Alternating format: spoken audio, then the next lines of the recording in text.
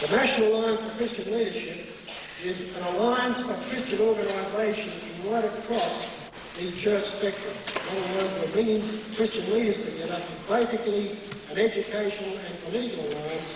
We got basically involved in this because what we could see happening in the creationist area was legislation against free thought.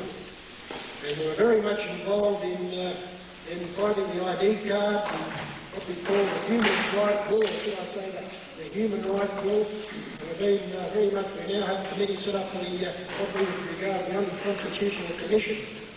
So that's basically where we're coming from. So we have very much a stake in this particular area of creation science because we do monitor a lot of literature. We know, for instance, that basically the trust is not just against creation but against Christianity per se. So I'll make an announcement. I'll just pass over to Barry. This is Barry Williams, who is the current president of the Australian Skeptics. Thank you, John. Australian Skeptics is a non-political, non-religious organisation to investigate claims of paranormal and pseudoscience. In the case of creationism, the reason why we're here tonight, we regard it as just as much a pseudoscience as we regard astrology or New Age phenomena, trans-channeling. We feel that there is no evidence whatsoever to indicate that it has any scientific validity, and we defend that case. We produced a book on the topic, which is available in the foyer, if I hold it up the right way. And we also produced quarterly a magazine called The Skeptic, in which we cover a multitude of topics, one of which is creationism. Australian Skeptics will be holding their 4th annual convention at the Manly Marine Beliefs Club on Easter Saturday and Sunday. You will see the poster outside describing that. If you want any more details, you can see our people afterwards. I hope it will be a fun debate tonight, and thank you all for coming.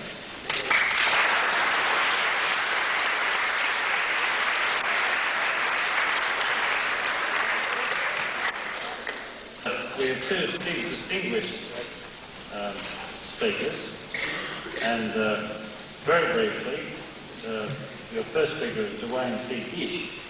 Now, Dr. Gish received his bachelor's degree in chemistry from the University of California in 1949. He has a doctorate in biochemistry in 1953 from the same university of Berkeley. So 2 different campuses. Anyway, he spent 18 years in biochemical research, several institutions, including, I'm reading this together, including Cornell University Medical College, the Virus Laboratory of the University of California, Berkeley, the Upjohn Company, I think he has an American accent, a pharmaceutical firm in Kalamazoo, Michigan. During that time, he worked with 2 Nobel Prize winners. He's the author, the co-author of over 30 technical papers. He has authored several books and numerous papers on the subject which we're about to hear, creation and evolution. He's lectured and debated on this subject at major university campuses, it doesn't say why, throughout the United States and over 25 foreign countries. He's a fellow of the American Institute of Chemists and is a member of the American Chemical Society. I don't know what that is either. And the American Association for the Advancement of Science. He is listed in the American Men of Science and Who's Who of the West. The second speaker is Mr. Plimer, BSc Honours, Ph.D. It's a bit shorter. He's worked at 4 different universities. He will speak secondly. And he's worked also in the mining industry. He's currently Professor and Head of the Department of Geology, University of Newcastle. So I think he speaks with Darren. Anyway, the question is, which is the pseudoscience, creation or evolution? And they're both theories according to the question. So each speaker will speak for 50 minutes on that, and then we'll have a break. So it's an hour and 40 minutes. An hour and 40 minutes. There'll be no break in between the speakers, so please, once Dr. Gish has finished speaking, we'll go straight on with Dr. Plimer. So if you'll get a chance to break when Dr. Plimer's finishes, right? After the break, there'll be a response by each member, and he will speak for 15 minutes each. and then there'll be a brief summary by each of them for another 5 minutes, after which we'll be chance to ask some questions. And we don't want any questions which are statements. We want nice brief questions, because you'll be cut off if you try to make statements that, you believe in God or something. We won't have must be a genuine which question.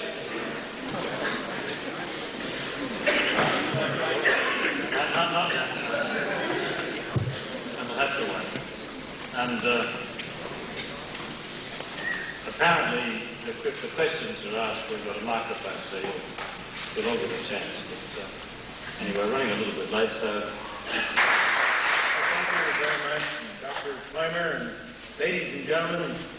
Certainly is a privilege for me to be here at the University of New South Wales and have the opportunity tonight to present for your consideration some of the results of my research on the subject of origins. Now, of course, we recognize that this is a controversial subject, but really we've come here tonight to generate light and not heat. Of course, one of the byproducts of generating light is some heat, but we trust that this discussion will be congenial. We trust that Dr. Plimer and I can agree to disagree and still part friends tonight. What we are here for is to inform. And so we trust that as you leave this evening, you will have been informed, you'll find it interesting, and perhaps you will have gained a new perspective on the subject of origins. Now, I want to say, first of all, what is not being debated here this evening. We're not debating the age of the earth. We're not debating the biblical record of creation. We're not debating any biblical interpretation or theology. We're here to debate this question of creation versus evolution. What is the most credible, reasonable, scientific explanation for origins, creation or evolution? That's the real subject of the debate. How did the universe and living organisms come into being? Did they come into being by a naturalistic, mechanistic, evolutionary process due to properties inherent in matter, or by the deliberate, planned, creative acts of a creator who is external to and independent of the natural universe? That's the basic question that we are debating here this evening. Now, these do involve, of course, our personal world views, and that's true not only of the creationists but also of the evolutionists. Richard Lewontin, professor of genetics at Harvard University, an evolutionist and whose standard secular view needs no defense, he stated in the introduction to Scientists Confront Creationism, published in 1983, that there is a fundamental contradiction between evolution and creationism. They are irreconcilable worldviews. End of quote. I agree with that. Now, if evolution is a worldview and creation is a worldview, they're equally religious, you see. They involve our personal view of the universe and reality. Must we explain origins in naturalistic, mechanistic terms, or is there a possibility that there is a God who's a creator? The origin could have been theistic and supernatural. You see, that is not a bit unscientific. Science is our attempt to observe, to understand and explain the operation of the universe and the operation of living things. It's our attempt to explain the here and now. Now, when we step beyond the limits of empirical science and try to explain the origin of the universe and the origin of life, you see we're outside of the proper limits of science. You see, there were no human witnesses to the origin of the universe. There were no human witnesses to the origin of life. As a matter of fact, there were no human witnesses to the origin of a single living thing.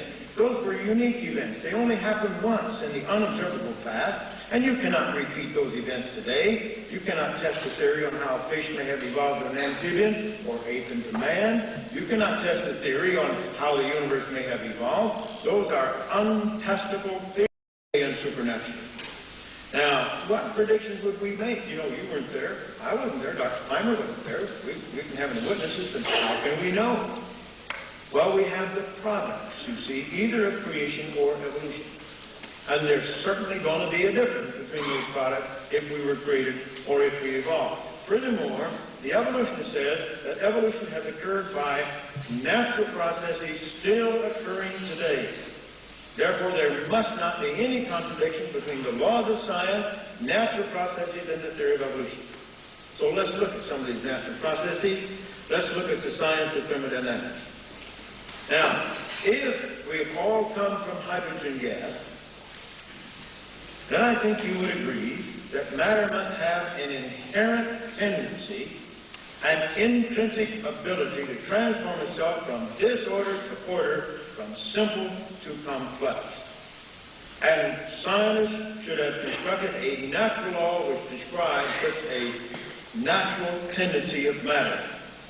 On the other hand, if creation is true, we would not predict that matter would have this intrinsic ability to promote itself to higher and higher levels of organization. But if anything has happened since creation to change the initial created state, this could only promote matter downward, couldn't promote it upward. Therefore, on the basis of creation, we might expect that matter would have a natural tendency to go from order to disorder, from the complex to the simple. Now, you see, evolution says this way, creation says that way. Now let's go out in the real world and let's just take a look. Let's see what's going on out there. Well, first of all, let me point out, no scientist has ever recognized an inherent tendency of matter to promote itself from disorder to order, from simple to complex. That's not known. That's not the way things go in nature. But they always have a tendency to go in the opposite direction, from order to disorder, from complex to simple. As a matter of fact, this tendency is so universal, so unfading, it's been formalized as the second law of thermodynamics. Now, the second law of thermodynamics says many things. But one thing it does say is that there is this natural tendency, all systems, whether we're talking about clusters of galaxies or stars, our bodies, our houses, machines, whatever, there all is this natural tendency to go downward, to deteriorate, and to decay.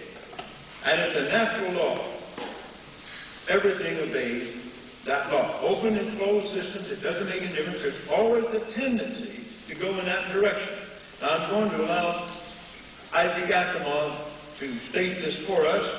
I had a debate with Isaac Asimov in the pages of Science Digest, October 1981. We were each allowed to write an initial argument. The editor exchanged these arguments, and then we wrote a rebuttal. And in my initial argument, I quoted the following statement by Dr. Asimov and challenged him to explain how evolution could take place in the light of the facts, as he so stated. Now, may we have that first light? You want to turn on? Now, we need to dim the lights, and it's going to take just a little bit of time to get the lights turned down. Now, I'll read this for you, because I doubt if many of you can read it anyhow. Now, this was published by Isaac Asimov in the Smithsonian Institute Journal, June of 1970, on page 6. He says, and I quote, "Another way of stating the second law, then, is the universe is constantly getting more disorderly. Viewed that way, we can see the second law all about us. We have to work hard to straighten a room, but left to itself it becomes a mess again, very quickly and very easily. Even if we never enter it, it becomes dusty and musty. How difficult to maintain houses and machinery and our own bodies in perfect working order. How easy to let them deteriorate. In fact, all we have to do is nothing, and everything deteriorates, collapses, breaks down, wears out, all by itself. And that is what the second law is all about. End of quote. Now, ladies and gentlemen, it seems to me that if that is what the second law of thermodynamics is all about, the theory of evolution is in serious trouble. You see, there is this universal natural tendency for everything to go downward, to decay. Now, this second law of thermodynamics always applies to an isolated system, without exception. An isolated system is a system in which no work is being performed by anybody on the outside. It's a system into which nothing is being brought in from the outside. It's an isolated system. Everything that takes place within that system is a process of self-transformation. The second law says, without exception, that system will deteriorate, will become more random, less complex and ordered. It will never, ever, ever become more complex, more highly structured, and more ordered. Never. And yet evolutionists believe that the universe is an isolated system that started in a state of primordial chaos and disorder and simplicity and has transformed itself into this highly complex universe we have today, including the millions of living organisms on the surface. Ladies and gentlemen, that is a clear violation of the second law of thermodynamics. And nobody needs to stand up and start talking about open and closed systems. Because the universe, in the evolutionary view, is a closed system. It's an isolated system. The second law does apply to that. The universe simply could not have created itself. Creation science, they decided the universe has created itself, is pseudoscience. That's not science. That's a violation of the laws of science. And if we're going to be scientists, we're going to say we're going to explain everything in the light of natural laws, then we ought to discard that theory because it violates that natural law. Now, furthermore, the whole universe is running down. You know, all the stars are burning up their fuel. Someday they're all going to be dead and cold, you see. That is, if there is no God. Or if God would not intervene, this universe is certain to die. Because inevitably, someday, all those stars will be dark and cold. The universe will assume one even temperature, no further exchange of energy, no life, no activity. The universe will still be here, but it will be dead. Now, this is the question, which I have challenged evolutionists time and time again. I've never received a rational answer. If the natural laws and natural processes which now govern the universe are leading inexorably to its death and destruction, and if, as evolutionists believe, these natural laws and natural processes are all there is and all there ever has been, how could those very same natural laws create the universe in the first place? Is it possible that the very processes which are now destroying the universe could have been responsible for its origin? What sort of tortured logic would one have to use to reach such an impossible conclusion? Creation scientists reject that notion as being irrational, unscientific, and simply pseudoscientific. It has no relevance to anything related to origins. And so the science of thermodynamics certainly demonstrates the universe could not have created itself. Now, what about the complexity, the order that we find in the universe? Could that come about by chance? Is it possible? Well, there are ways of calculating those factors. Let's take a look here now at the next slide. Here is the structure of an enzyme. This is ribonuclease. It has 124 amino acids in it. The protein, of course, all enzymes are proteins. Both enzymes, of course, are those catalysts which make chemical reactions go very rapidly, which ordinarily go slowly.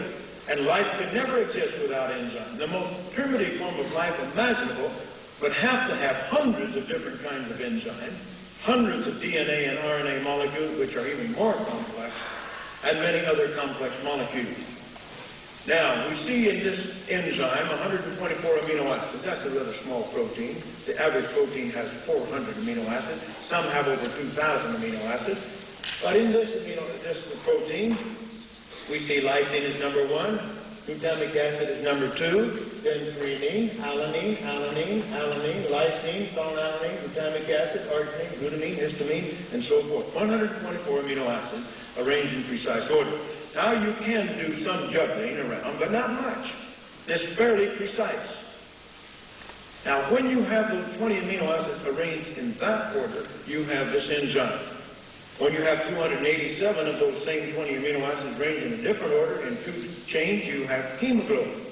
Or rearrange them in a different order, 188 of them, and you have human growth hormone. One's a hormone, one binds oxygen, one's an enzyme. But they perform biological function with tremendous preciseness and ability. How can we account for that precise order?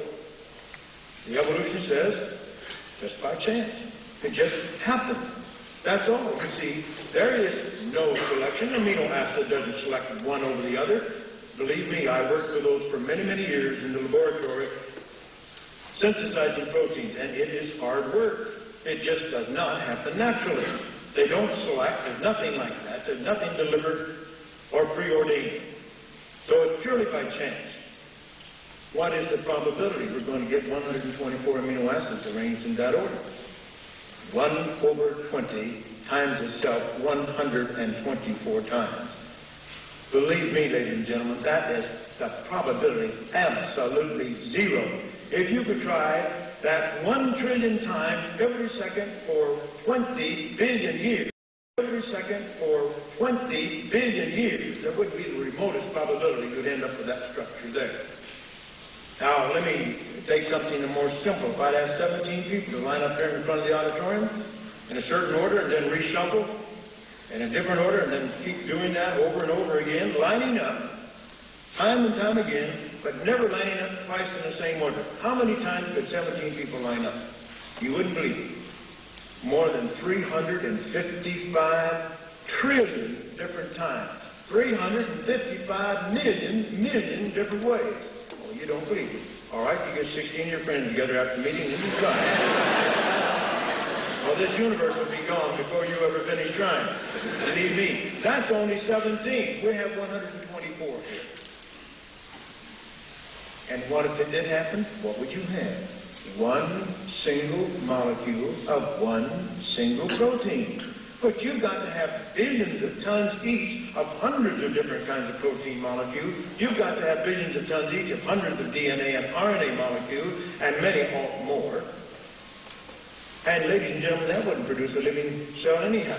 Remember the second law of thermodynamics? Would these molecules spontaneously organize themselves in a more complex system? Why, of course not. If you have a complex system, they will deteriorate and break down and decay, you see. But we've got to have a very complex system. We've got to have a membrane, very complex. We've got to have energy factors, protein factors. We've got to have the genetic material, and it must be put together in just a particular fashion. Life is not a bag of chemicals. Those elements are arranged in precise fashion. Would that ever happen on this earth through the ordinary processes of chemistry and physics? Absolutely not. Anybody who believes that has tremendous religious faith. That's all I can say. And it is irrational faith and it's a pseudo-scientific faith. Here's a newspaper article that appeared in the Daily Express of London, August 14, 1981. Two skeptical scientists put their heads together and reached an amazing conclusion. There must be a God. Who were these two scientists? Sir Fred Hoyle, the British astronomer, one of the world's leading astronomers, and his friend and colleague, Professor Chandra Wickramasinghe, professor and chairman of the Department of Applied Mathematics and Astronomy, University College in Cardiff, Wales, also a very well-known astronomer. These two scientists became interested in the problem of origin of life a few years ago. They were both atheists at that time, so they had absolutely no inclination to lean toward the creationist point of view. But they calculated the probability of life evolving on this planet in 5 billion years. The probability, 1 chance out of 10 to the 40,000th power. That's 1 out of the number 1 followed by 40,000 zeros. I assure you, ladies and gentlemen, that's just flatly zero. But they said, after all, there's 100 billion galaxies in the universe. Each galaxy has 100 billion stars. Let us assume that every star in the universe has a planet like the Earth. Let us assume the universe is 20 billion years old. Now let us calculate the probability of life evolving somewhere in the universe in that 20 billion years. The answer? Forget about it. The probability was so low it was essentially nil or zero. Sir Fred Hoyle said the probability of evolution is equal to the probability that a tornado sweeping through a junkyard would assemble a Boeing 747. Now, I tell people, if you want to believe that, that's okay, but let's just don't call it science. You see, there's a tremendous religious faith, and it's a religious faith that is irrational and certainly pseudoscientific. These scientists did not become creation. By the way, they're not Christians. They don't believe in the Bible or anything like that. But they do believe that wherever life exists in this universe, it had to be created. Did they become creationists because of their religion? Obviously not. They became creationists in spite of their religion because they were both atheists when they began these studies. Professor Rick Ramasinghe said he didn't feel very comfortable with this notion, but he could find no logical way out of it. Now, these scientists were open-minded. They were willing to accept the decision dictated by the scientific data, and they agreed with what we had been saying all along. Now, let's take a look at the record of the past, the fossil record. Now, if evolution is true, of course, we should have thousands, tens of thousands, undoubted transitional forms in our museum. There should be no quarrel about it. There should be no dispute. I wouldn't be here tonight. We would have the absolute proof of evolution into tens of thousands of undoubted intermediate forms or partway forms. We have 250,000 fossil species in our museum, represented by tens of millions of fossils. No one can plead the poverty of the fossil record. We have an amazingly rich fossil record. If evolution is true, tens of thousands of those creatures should be of intermediate form. On the other hand, if creation is true, we would expect to predict that fossils of each basic type of plant and animal, which we could call a created kind or basic morphological design, they would appear fully formed right at the start. An onion would be an onion, a rose would be a rose, tigers would be tigers, fish would be fish, people would be people. If creation is true. Now we see the predictions are very different. Well, let's take a look at that fossil record. May I first of all cite a British zoologist, Dr. Mark Ridley, a most decided evolutionist, in New Scientist, volume 90, 25th of June 1981, on page 830. There's an article by Mark Ridley. Now he wants to downgrade the fossil record. He wants to downplay the fossil record because he knows it's in terrible shape as far as evolution is concerned. As a matter of fact, this is what he says. No real evolutionist, whether gradualist or punctuationist, uses the fossil record as evidence in favor of the theory of evolution as opposed to special creation. End of quote. So he says no real evolutionists even try to use the fossil record to defend evolution. Now, I don't know whether Dr. Plimer is going to do that tonight, but I've heard many evolutionists try to do that. According to Dr. Ridley, they're not a real evolutionist if they do such a thing, you see. Why does he say that? What better proof of evolution could you have than the fossil record if evolution is true? Now, others have attacked the fossil record. Dr. Colin Patterson, senior paleontologist at the British Museum of Natural History, he's an evolutionist, not a creationist, but he's made some rather astounding statements in the last few years. This was taken from an interview on BBC Radio, published in The Listener, 8th of October 1981, on page 390, at the publication of the British Broadcasting Corporation. Now, in this article, he is quoted as saying that all we have of these evolutionary phylogenetic trees are the tips of the branches. All the rest is just storytelling of one kind or another. And I imagine we're going to hear some storytelling tonight. But Dr. Patterson said it is nothing but storytelling. We just have the tips of the branches. We have the terminal forms. He also says this, that the history of life is still fiction rather than fact, and the Darwinian penchant for explaining evolution in terms of adaptation and selection is largely empty rhetoric. End of quote. Then he goes on to say, just as pre-Darwinian biology was carried out by people whose faith was in the Creator and His plan, post-Darwinian biology is being carried out by people whose faith is in almost the deity of Darwin. Now that's by an evolutionist. That's by a paleontologist sitting among millions and millions of fossils. And he stated in a letter that He had not included any examples of transition forms in his book on evolution because he said he didn't know of any, either among the fossils or among the living. Well, let's take a look at some major aspects of the fossil record. Now here we see a reconstruction of animals whose fossils have been found in Cambrian rocks. It is believed by evolutionary geologists that these rocks began to form 600 million years ago and formed during a period of 80 million years. I don't have the foggiest notion how you get fossils under those conditions. You have to have a catastrophic sudden burial to get fossils. Here we have billions times billions of fossils of these creatures. Seems to me to speak certainly of catastrophe on a mammoth scale. But however they formed, we have a great variety of complex invertebrates in these Cambrian rocks. We have jellyfish, we have sponges, we have sea urchins, we have that swimming crustacean Cyneal, trilobites, we have the sea lily, we have clams, snails, brachiopods, worms, and a tremendous variety of very highly complex invertebrates. Evolutionists say these creatures came from a little microscopic single-cell organism, something like a bacterium or algae or amoeba or something like that, during hundreds of millions of years of time. Now, there's been many reports of the discovery of little microscopic bacteria and algae in the fossil record. Now, if you can find fossils with little microscopic, soft-bodied, single-cell organisms, you certainly can find fossils of everything in between. Ladies and gentlemen, we do not have a single ancestor for one of these creatures, not for one of them. There are no ancestors for trilobites. The first trilobite was a trilobite complete. There are no ancestors for sponges, there's no ancestors for jellyfish, there's no ancestors for a single one of those creatures, not one. We have a tremendous explosion of these creatures. I'm aware of the Ediacaran fauna found here in Australia and other places around the world. They were very complex creatures, soft-bodied, complex creatures, and they could not possibly be the ancestors of Cambrian animals because they are very, very different. According to Seilacher, a German paleontologist, Stephen J. Gould, and others, they could absolutely not be ancestors of Cambrian animals.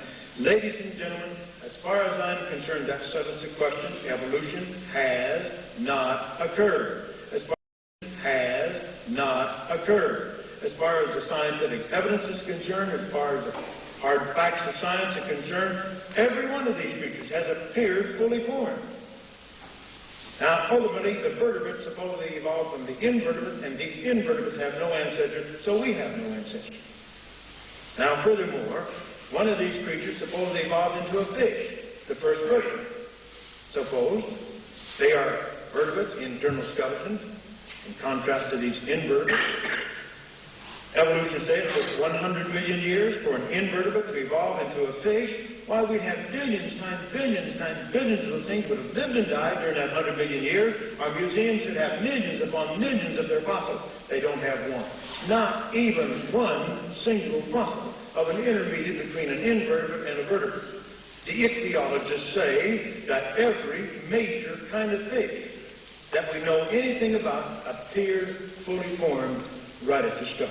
They have their origins firmly based in nothing. Now, ladies and gentlemen, that's the fact. Now, you can believe anything you want to.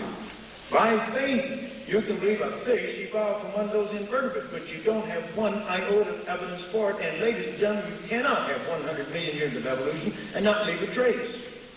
We ought to have billions of those things, billions times billions, and we don't even have one. Ladies and gentlemen, vertebrates do not have ancestors. We are vertebrates, so we don't have ancestors. Now, you see, that just simply settles the question. Why should we argue about Archaeopteryx? Why should we argue about Australopithecus? The evolutionists themselves argue about that. Here are gaps that are absolutely immense. There's no question about it. There's no dispute. No evolutionist in his right mind would question the statement that there are no ancestors for fishes. And that settles the question.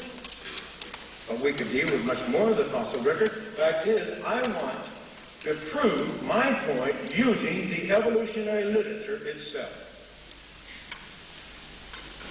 I have an illustration here taken from this book, Confronting Creationism, Defending Darwin, published right here in New South Wales. That book quotes or cites Michael Archer and Clayton, one of their books, as evidence for transition forms among the elephants. And here is the illustration. And they say that this is fossil record of the elephant. Solid vertical lines represent fossil record. Dashed lines, the dashed lines represent phylogenetic interpretations about probable origins of the species. Notice, please notice, ladies and gentlemen, that here are the solid lines, right here. Those are the solid lines. Those are where we have actual fossil remains. What do we have? Parallel existence of these creatures. Notice the transitional form. What do they have? Dotted lines. At every point they have dotted lines. What does that mean? No transitional form. No fossils. Here, from their own mouth, out of their own book, they have proven that they don't have the transition form. They've shot themselves in the foot. That's what they've done, and you see this. Here are the solid lines. That's the actual fossil. Notice the dotted lines. That they merely think, they merely believe, they merely imagine that there were transition forms. Look, there are none. There are no transition forms. Now that is supposed to be their example. They cited this as an example of evolution between some basic types of creatures. There are no transition forms. There are no fossils there. And so we see, ladies and gentlemen, that they themselves have proven that their case is certainly based upon a house of cards. There's not evidence at all. It's supposition. They believe it, but they don't have the fossils. And that would be true, of course, of all their many other examples. And I think that simply takes care of the fossil record, although we might want to look at a few things about human origins. Could you turn that to maybe have that on, please, Mike? Very quickly, I want to take a quick look at human origins. Here's the Australopithecines, first discovered in 1924 in South Africa. The skull that you see in the lower portion of the slide was the skull discovered by Dr. Louis Leakey and his wife Mary in 1959 in East Africa. Donald Johansen has discovered a series of these creatures, Australopithecus afarensis, in Ethiopia. One of them, the female, about 40% complete. He says she had the jaws, the teeth, the face, and brain of an ape, but she walked upright in the human manner. Lucy gained great fame because she's supposed to be an ape walking erect.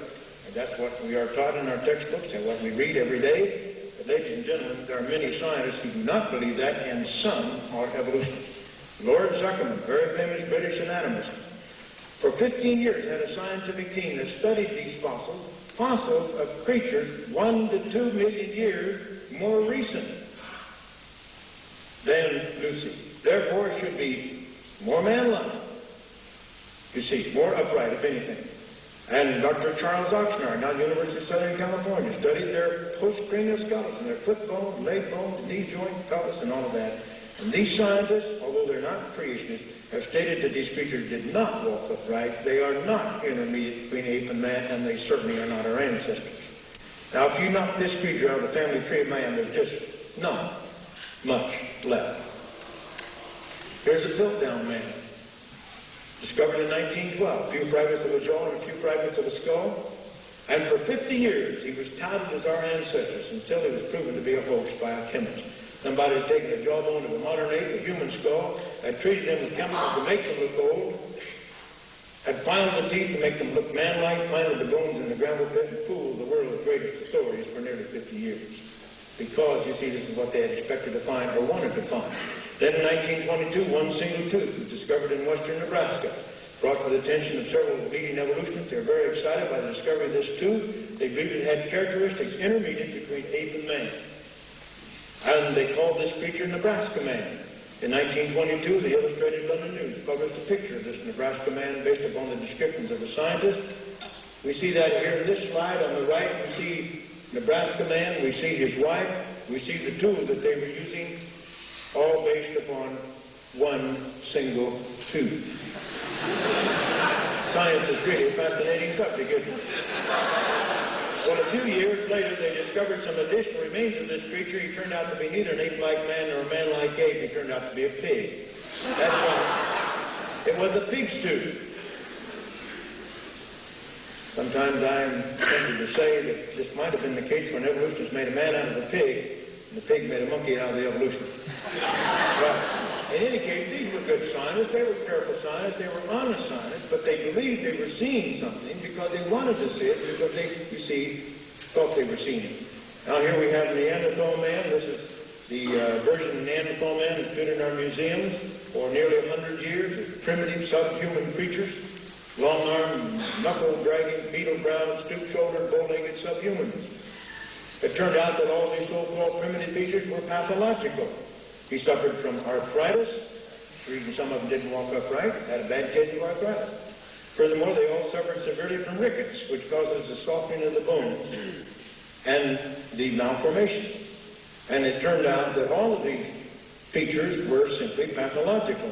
This is the modern version of Neanderthal man from the American Museum of Natural History, and you can see that he is indeed Homo sapien. About 30 years ago, a couple of scientists published an article about Neanderthal people, and they said, now really, if you take Neanderthal man, give him a shave and a haircut and a bath, put him in a business suit, place him on the New York subway, no one would take a second look. Well, that was 30 years ago, and of course today you wouldn't have to give him a shave or a haircut, would you?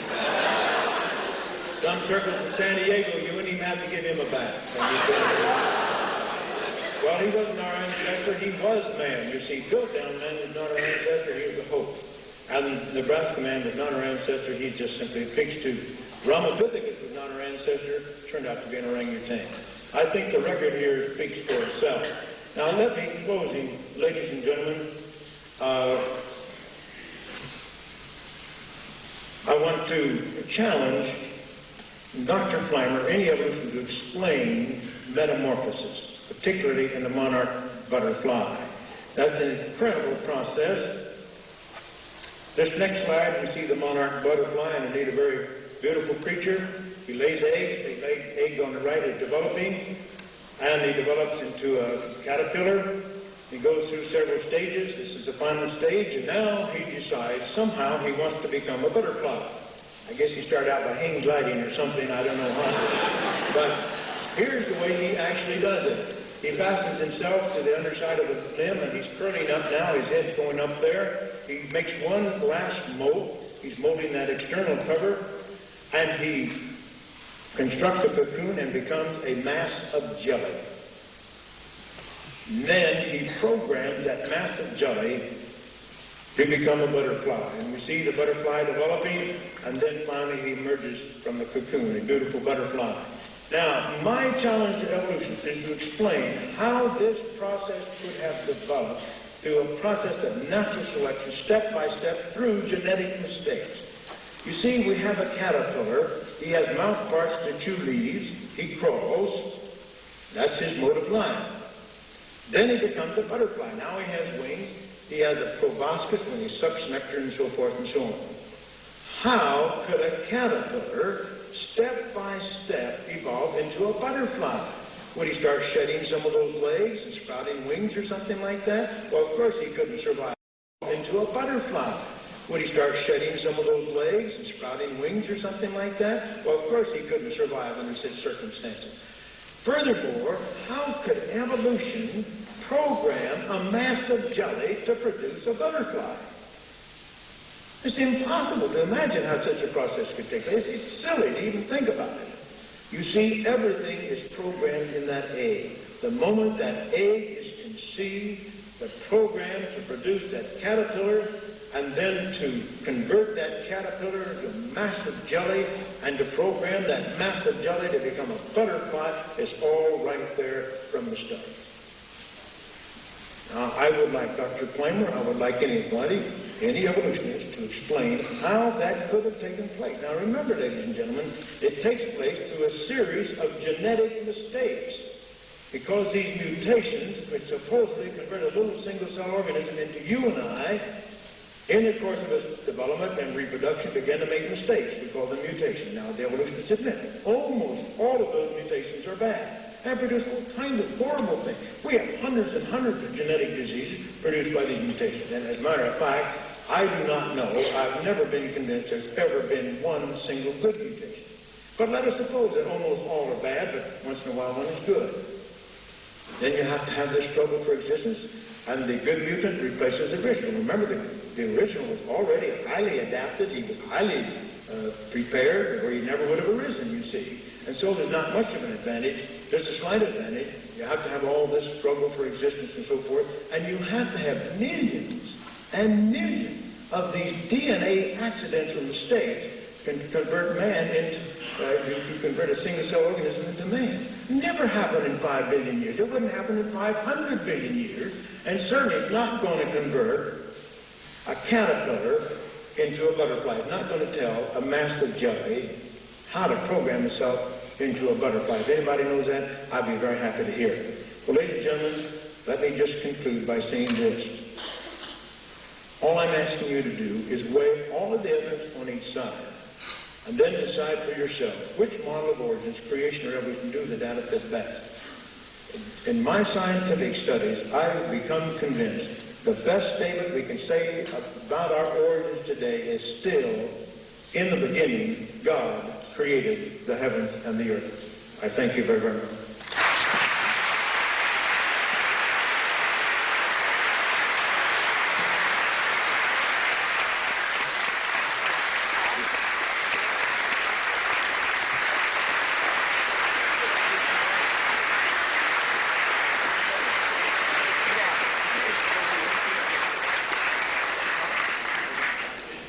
Without further ado, I now call on Dr. Plimer to present the case for evolution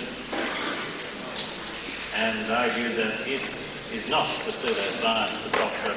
Gish would have us all believe. Yes, thank you, Dr.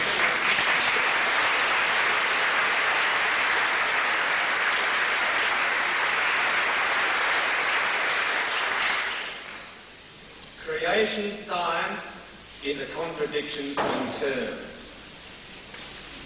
I accuse the leaders of fraud, perversity, heresy, fabricating their evidence, and lying about scientific evidence.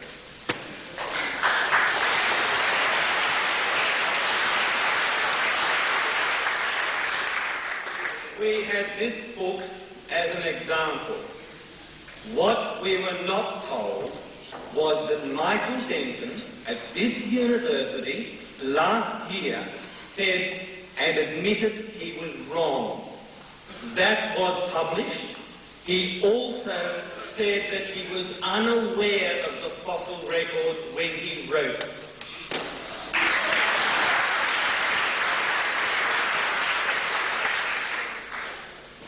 Creationism requires a young Earth, not a geological age, a very young Earth. So we're not talking about thousands of years as a geologist. We are talking about thousands of millions of years. So we are talking about a factor of 1 million. Creationism requires catastrophic events. As we heard in the Cambrian, we have to have some catastrophe to get these possible. I want to investigate the implications of creationist science. I want to look at their publications. I want to look at how they communicate and teach their science. And I want to look at how they get their data. Let's first look at catastrophic events. One of the major arguments used is the Great Flood. The bulk of this continent, this Earth, sediments and fossils, we hear formed in the Great Flood. And we have a split in their science there. One arm says we had continental drifting and the other arm says we haven't. So to be fair, we look at both possibilities. Continental drifting is where we show that the continents have pulled apart and have moved and have collided. This is a massive process. If we had continental drifting immediately after the Great Flood, then our continents would have been moving at 4 kilometres a year. Now, has any mariner recorded continents moving at 4 kilometres a year? Yet our creationists want this to have happened every year for the last 4,000 years. Why did Columbus go in 1492? If he went 500 years earlier, it would have been 2,000 kilometres closer. That is the level of their science that they expect us to believe. If we have the continents pulling apart at that rate, immediately after the Great Flood, and this is the theory of one of the doyens of the creation, Peterfield. We'll come back to him later. This is his magnificent theory. Then we would have had uplift of mountain ranges of more than a metre per year every year for the last 4,000 years. Was that ever recorded in the Atlas Mountains, in the Alps, in the Andes? Has anyone seen mountains go up a metre a year? No, but that's the sort of science they want to teach us. When we pull apart the crust, we have enormous catastrophic processes which take place. We have earthquakes, we have volcanoes, and we have tidal waves. If we pulled apart our continents in the last 4,000 years, that's since the Great Flood, we would have had an earthquake, catastrophic earthquake, much greater than the one that hit Tokyo yesterday, a catastrophic earthquake every 6 minutes for the last 4,000 years. Never happened. We would have had a catastrophic volcano every 12 minutes. So much dust thrown in the atmosphere that the atmosphere would have been cool because it would have been perpetually dark. We would have had a nuclear winter for the last 4,000 years since the Great Flood, if we believe this sort of science. The cooling of new volcanic rock requires circulating seawater. We have, using these calculations, 270 cubic kilometres of new volcanic rock that must have come out of every one of the Earth's 500 volcanoes. Every year, every volcano for the last 4,000 years would have thrown out 270 cubic kilometres of rock. We haven't seen it, because we've got to cool all that rock. If we cool it with seawater, our seawater temperature becomes above 100 degrees Celsius. We also have a massive process from our volcanicity and our earthquakes giving us tidal waves. So we have an earthquake every 6 minutes, a major volcanic process every 12 minutes, covering the earth with gases and dust, and every 18 minutes a tidal wave. Now the simple question is, if this has happened every 6 minutes, 12 minutes and 18 minutes over the last 4,000 years, why wasn't it recorded in history? We have a continuous record of history. That's the sort of science they want us to believe. Now, the only possible answer I can give you is that how can you write history when every 6 minutes your desk wobbles, it's permanently dark and you get hit with a tidal wave of boiling water every 18 minutes? That is science. Okay, let's look at the other possibility, that we haven't had continental drift when we've had this great catastrophic flood, where we've had a sudden burial of everything. If we're going to have a great flood, as a scientist, you ask the question, where does the water come from? We have had 4.4 billion cubic kilometres of water to cover this earth in a great flood. Where does that water come from? If it comes from the atmosphere, from the vapour canopy, then that requires atmospheric pressure to be 840 times greater than today. That requires the atmosphere to have 99.9% water vapour and 0.02% oxygen. Not really an ideal pre-cruise atmosphere, is it? To condense that water into rain would require a raising of atmospheric temperature to 3,500 degrees Celsius. So it's quite clear. From very simple school child physics that we couldn't have had a great flood by an enormous amount of rain. Okay, all the other possibilities come out of the earth, bubbling out of the earth. We know from drilling deep holes that the porosity of the Earth's crust is a long way less than 1%. The second thing is we know from drilling holes that the water gets hotter and hotter and hotter, and we get temperatures of 300 and 400 degrees Celsius in the crust. So if we were to have 4.4 billion cubic kilometres of water for our catastrophic event to form his fossils, our water would have come out onto the surface at 350 degrees Celsius, and we would have been on a crust that had a porosity greater than 50% quicksand.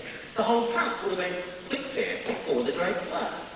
We don't have any record of that, but that's the sort of stuff we're expected to believe. Let's look at a few of the other problems. If we didn't have continental drift, then to explain the creationist argument, we have a minor logistics problem.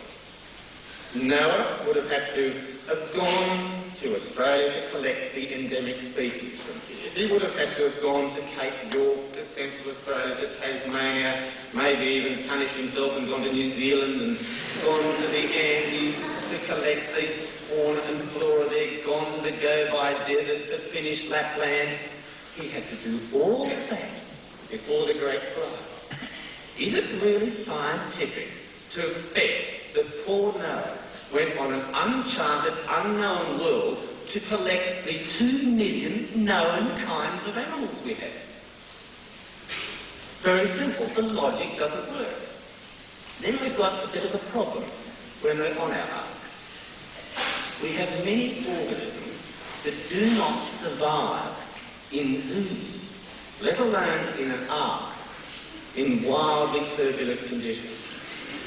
We have many animals that require very special diets, like the koala, or like the carnivores, or his colleagues are trying to tell us that the dinosaurs were on the ark. Dinosaurs 30 metres in length, on an ark 155 metres long and 15 metres high. Now what would happen if those dinosaurs, that dinosaur pair of 30 metres in size, decided to populate on that ark? That's the sort of logic. They recognise they have a fundamental logical problem. So they say, well, we have young dinosaurs, hence copulation is more likely. So the logic doesn't work. But let's then look at our 2 million kinds of organisms which we've had on the ark. They came in pairs, so we have 4 million on this ark. So we have 2 million organisms today. And in the fossil record, all those organisms which were wiped out in the Great Flood, we only have 200,000. So in 4,000 years we've gone from 200,000 to 2 million, and that's evolution. That's using their figures. So it's very clear that we have major problems if we want to look at catastrophic processes. But let's look at these 2 million organisms on the ark. Many of these were meant to have survived the catastrophic process. Now, how did some bacteria and virus, which lived for less than a year, how did they survive on the ark? How did the humans survive on the ark? Humans have a number of diseases that no other organism carried. Now, the humans on the ark must have carried measles, a type of pneumonia, typhus, typhoid fever, smallpox, polio, and good old syphilis and gonorrhea, leprosy, 4 types of malarial parasites, 2 types of tapeworms, an intestinal worm, a pinworm, 3 types of lice, and on we go. So what Noah's family had to carry makes AIDS look like a minor cold.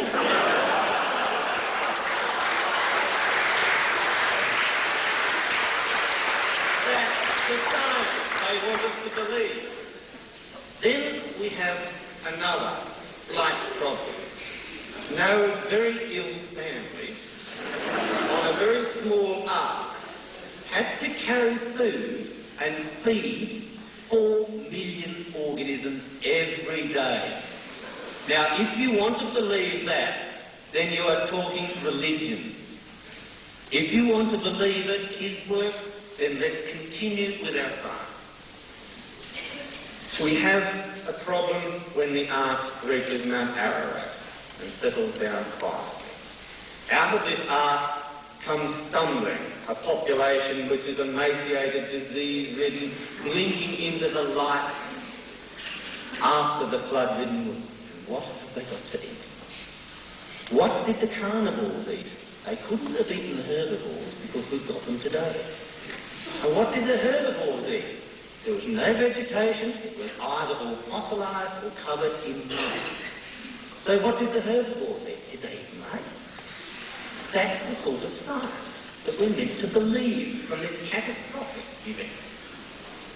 Then we have a few other little problems, and we become very parochial here and look at some of the Australian mammals. My favourite little friend is the blind marsupial mole.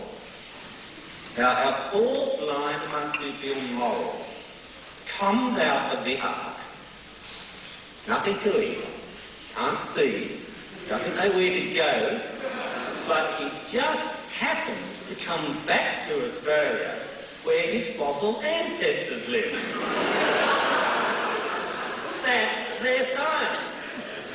Now, what is even more surprising about my dear little fluffy friend is he got here across a mythical land bridge and managed to get through Malaysia before the Malaysian tiger got there.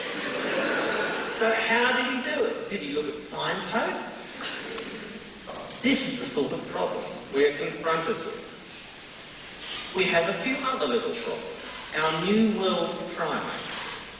How did our New World primates in South America find their way back from Turkey to exactly the place where the fossil ancestors were found? How did they do it? How did flightless birds go to isolated oceanic islands? We have flightless birds with a 3-metre wingspan, weighing up to 500 kilos in weight. These flightless birds have managed to go to isolated islands like Madagascar, such as the elephant bird, or Mauritius, the dodo, or New Caledonia for the cargo, or for New Zealand for the moa. How did these birds do it if they can't fly and they go to these tiny little oceanic islands? But how did they find their way back from the ark to where their fossil ancestors were found? This is the level of their science. Some of the other catastrophes which we are fed with concern coal. And this is interesting because coal is always within terrestrial sequences. So I find it hard to understand how this would have formed in a great flood. Let's forget the obvious inanities and continue. Our creationist literature and some of their methods, and we have some marvellous revelations. And one of them is that we find fossilised iron bolts and fossilised gold chains, they only 8 carats by the way, the fossilised gold chains within coal. We have reports of that from this country. Now that's interesting. First question is, why do we mine coal? Why don't we mine for gold? Obviously, no gold. The second question is even more interesting. And a year ago, I challenged someone to give me a gold chain from a coal seam in this country. I offered $20,000. This $20,000 was offered in the coal fields, where every day 25,000 men are underground. I haven't lost a penny yet. Now surely science is based on observation. But let's look at the implications of this magnificent find of gold chains within Eastern Australian coal. Gold first came to this country in 1788. Coal was discovered in 1791. So we must have had the Great Flood in Eastern Australia between 1788 and 1791. So we shouldn't be celebrating the bicentenary of Australia. We should be celebrating the bicentennial of the Great Flood. That's the sort of logic we are left with. The implications of their science do not stand up to simple schoolboy science. Now let's look at the favourite one, which we get faced with, and that is the speed of light. We have a very well-known creation scientist, so well known he's attached to no institute and has no qualifications and is hidden somewhere down in South Australia, who has written some work suggesting that the speed of light has slowed down enormously since creation. This is based, and I won't go into on a number of erroneous assumptions and just plain things that are wrong, but the aim of the exercise is very clear. That is to make time, geological time, instead of being thousands of years old, to make it, instead of being thousands of millions of years old, to make it thousands of years old. So they're trying to shorten time. And this chronophobia is what I want to discuss now. The chronophobia of our creation. The suggestion by our friend Setterfield is that at the time of creation, the speed of light was 200 billion times faster than now. So when God said, let there be light, that speed of light was 200 billion times faster than now. The suggestion by Setterfield is that light stopped slowing down in 1960. Setterfield also argues that the speed of light started to slow down at the first sin. So that means that from 1960 onwards we had no sin. Did you notice? That's their time. Let us now look at a very simple equation. Einstein's equation, which most of you would learn from comic books or television. E equals mc squared, where c equals the speed of light. So that means the energy, when we're using c squared, the energy at the time of creation was 40 billion times greater than any similar process today. So if Adam lovingly lit a fire for Eve, the energy given out in that fire is equivalent to a 50 megaton bomb. That is science. Adam and Eve had 3 children. The very act of procreation involves a release of energy. The act of procreation for those 3 children would have released energy equivalent to an explosion of 500 tons of TNT. That's the origin of the expression that the earth moved for you all. That's their science. If we have the speed of light 200 billion times faster than now, and we could see things, then the only form light could have been in would have been as high energy gamma radiation. Radiation thickness within minutes, death within hours. So that is the sort of science we are confronted with when our creationist friends want to change the fact. Something I want to talk about later. When they want to change a fundamental, like the speed of light. You look at the implications of it and it is ridiculous, because that's what it is. The second law of thermodynamics. Tonight I got very frightened to learn the universe was running down. I really think that once you know the universe is running down, you should join up. That's the aim of the exercise. But the second law of thermodynamics is an interesting argument that is always used. I heard exactly the same argument on Wednesday by Dr. Gish. It was just cranking the same handle. First, we start with the second law of thermodynamics. We say it's a closed system, and we go from the simple to the complex, or from the ordered to the disordered. And then, after the handle's been cranked 5 times, it was 4 today, so you're doing well, after it was cranked 4 or 5 times, suddenly the open system slips in. And immediately, we hear nothing about equilibrium, and we hear nothing about the open system. So if we use his arguments, and he's very keen on chicken, so let's use one. We start with an egg. It is a closed system. You put a bit of energy on it and keep it like that for a little while, and the egg becomes a chicken. So that's the exact opposite of what he's saying. So the first trick of his second is that he omits to tell you two fundamentals.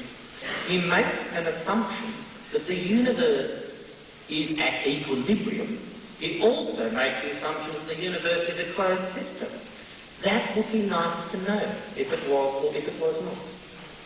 We also heard this, I heard from him on Wednesday, how when we have the second law of thermodynamics operating, everything's running down, and please join up and pay your money because the world is ending quickly. And we heard a magnificent statement about wearing out molecules.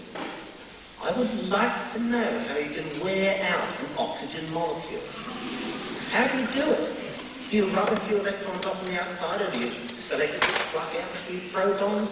That's what we're getting to.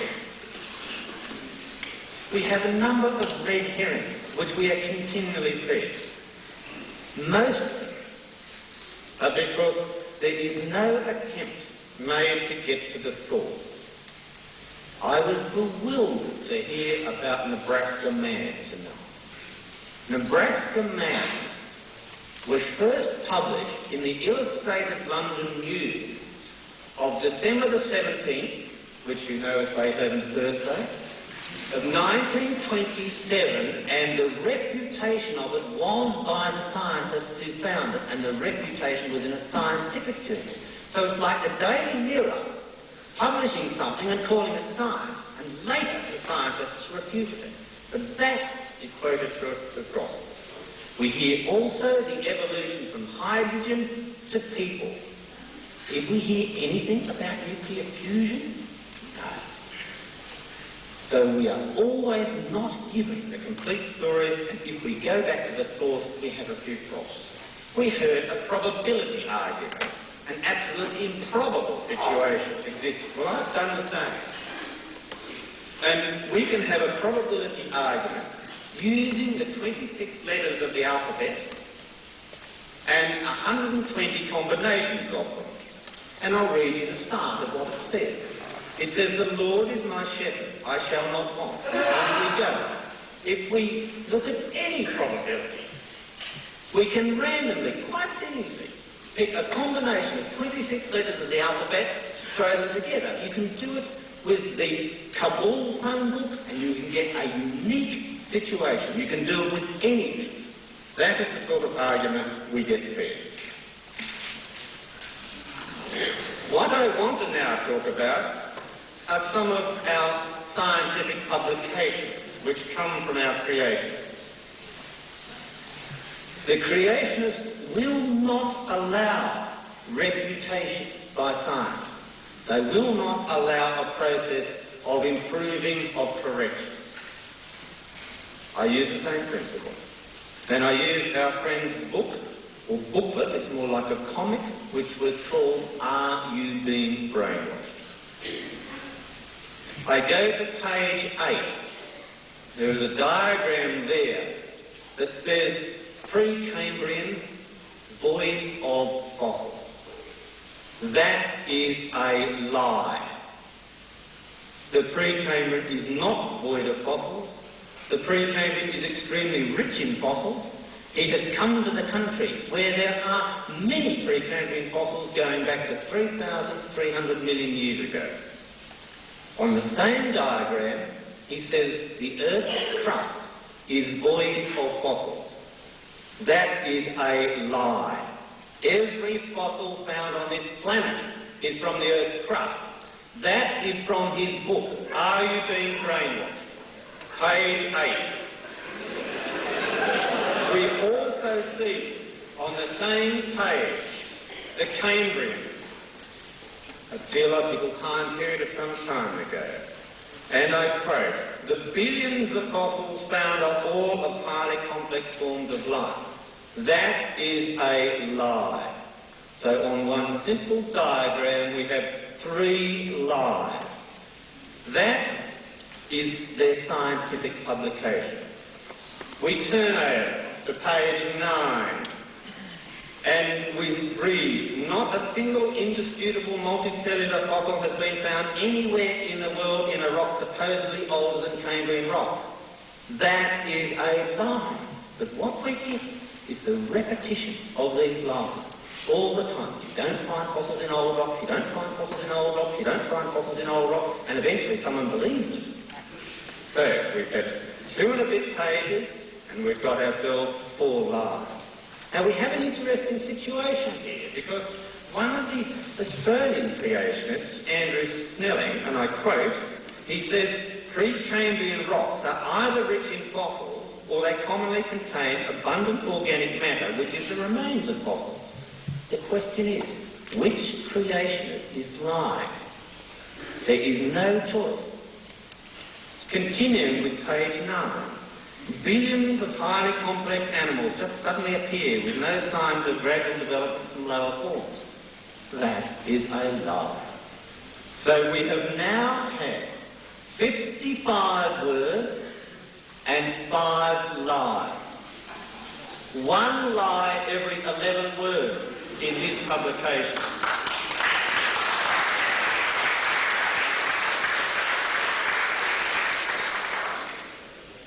I asked him, how can the fossil record be so cruel to creationists? And the answer is, you fabricate, you ignore, you say it doesn't exist. Now we've had it 5 times in 2 pages. Second law of thermodynamics, I counted it on Wednesday, 32 times in 50 minutes. So you just crank the hands off, the same stuff coming out all the time. Okay, now let's look at the way they teach their science. There has been a move in this country and elsewhere to have creation science taught at the same level, the same bias as evolution science. Unfortunately, science is integrated. You cannot pluck out evolution science, which is why I'm talking about physics, geology, and later on a few other very interesting things. And I go to Smith School in Livermore in California as an example of how creationists teach their science. Smith School in Livermore, California was awarded a grant for 6 gifted 12-year-old children. This was a grant for special learning. I have the order form from the teacher, a Mr. Baird, and it documents what he ordered, not the 6 children, but the 30 children. He has ordered material from the Institute of Creation Research and nothing else. That is fraud, and that is being dealt with currently in the courts. So when you let them into the school, we start to have just a little bit of fraud creep in, just an innocent error, but it creeps in. Those 30 children had a course entitled Creationism and Evolution. Much of the material ordered was material written by Gish. Some of it was written by one of his colleagues, a Gary Parker, and I quote from his little comic book that was given out to the children in this course. And the comic book is entitled Dry Bones and Other Fossils. And it says, and I quote, "Evolution is based on the belief that you have to explain everything without God." I'll say it again, if it doesn't sink in. Evolution is based on the belief that you have to explain everything without God. That is perverse and it's heresy. So you give them an inch into our schools, and that's what they do. Now the science course that these 12-year-old children were taught, the only material they were given in this course on creationism and evolution, the only material they were given was from the Institute of Creation Research. This teacher, Mr. Baird, gave them a lovely balanced course. Now, how do I know that? I have the children's original worksheets, directing them what to study and how to do it. I also have the children's pre-test study sheets, telling them where the information is and how to do it. So I have the children's information from a school. These are 12-year-old kids, and they are being directed to look at only one course in apparently a balanced course. I have the children's final examination paper from Smith School, Livermore, California, his state. And we have a remarkable situation exists. These 12-year-old kids, after a balanced course on creation and evolution, were forced to make a decision between creationism and atheism. Not creationism and evolution, creationism and atheism. Now what happened was that the 6 gifted children rejected creationism.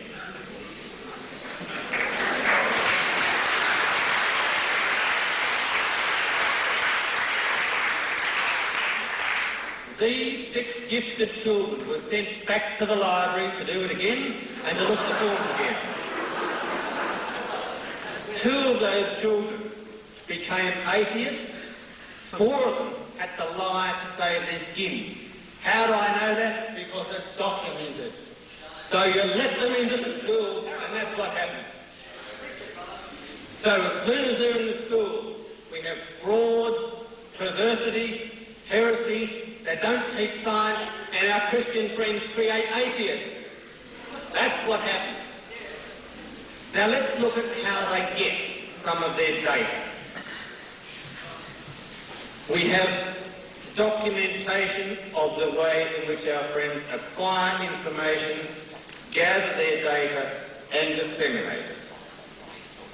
I refer to a July 1982 debate, a PBS debate, between Gish and a Dr. Russell Doolittle, and the well-known scientific information about the genetic similarity of chimpanzees and man was used as an argument to show that there is not an evolution of man from the ape, but that chimpanzee and man had a common progenitor, a common precursor. Quick as a frog, our Dr. Gish came back with an answer and said, yes, the bullfrogs have protein and genetic structures closer to man than chimps. So straight away, we've got an answer. So what do? We go to the source of this information and try to find the answer. So we have a public debate on television. The well-known scientific fact that chimpanzee and man have very close genetical ties is put up, and as a refutation, as an argument against it, we have a statement from a scientist, Ph.D. from the University of California, from a scientist saying that bullfrogs have a genetic structure much closer to man than chimpanzees. In the Institute of Creation Science's own literature, the magazine Origin, 2 scientists, Chardeville and Patterson, accused Gish of publicly lying on television and demanded the data be produced. It was not. There have been continual demands to have this data produced. At a Bible Science conference in Cleveland, Ohio, again, when pressed, our friend gave the answer, and I quote, "I have no responsibility to produce the evidence." So here we have a scientist debating that suddenly has this magnificent fact that bullfrog protein is closer to man than chimpanzee protein. We try to find the source of this information, and our scientist stonewalls. He says, "I am not going to give you the evidence." So what do you do when you have a scientist that makes a statement like this and refuses to give you the evidence?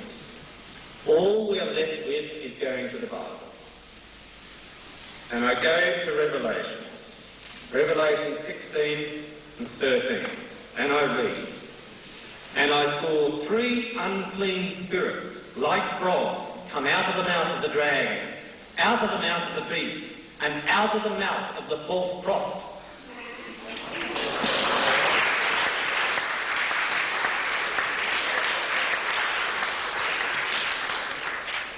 So when we take the source of the information, we find it is fabricated. That is the only creation I can find.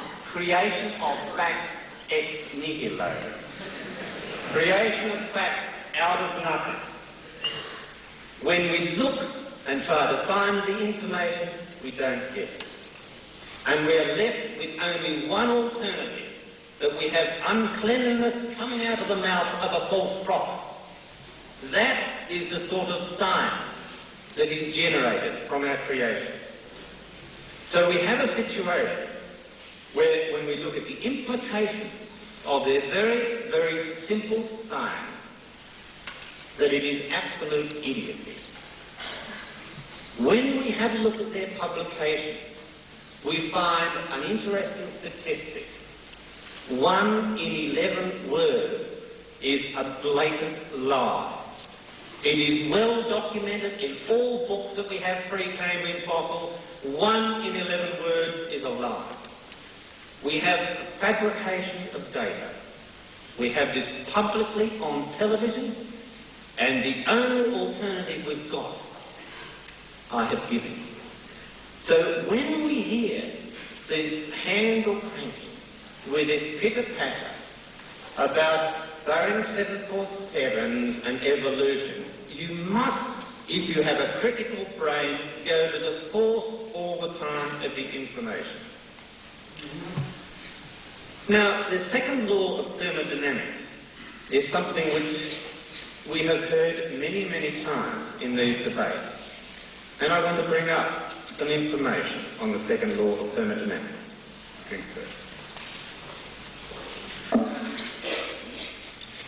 Our second law of thermodynamics argues that we have order going to disorder. Or, in a closed system, we have information which is just slowly running down and running down and running down. I've looked at issues, performance in states. Now, in this country, we have an organisation called the Creation Science Foundation Limited. It is a company. It is limited by law.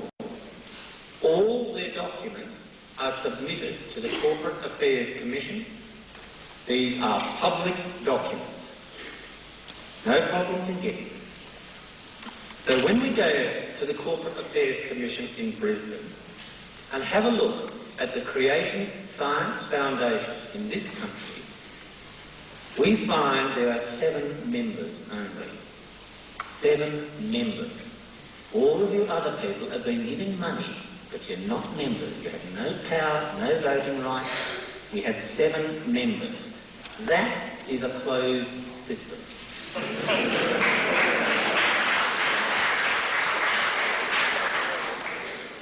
Now let us look at the second part of the second law of thermodynamics.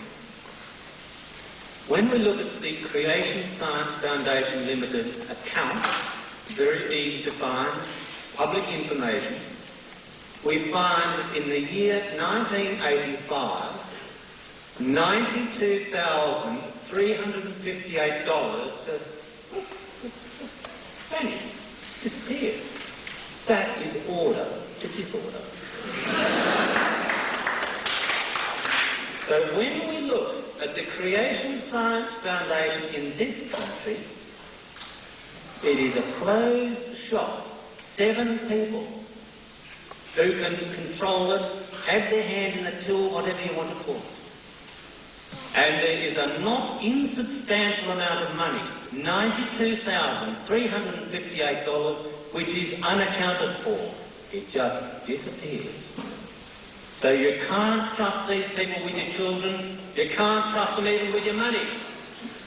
So that is the record in this country. Documented public information. Very, very easy to get. You just walk into the Corporate Affairs Commission and find. When we allow our creationists to talk science, if we press them for an answer and follow it to the end, we get idiocy. When we look at their publications, we have one lie in every 11 words. When we look at their public performance, they fabricate the data. We have uncleanliness coming out of the mouth of a false prophet. With their teaching of science, it is based on fraud, on perversity, on heresy. They don't even teach science, and they create atheists.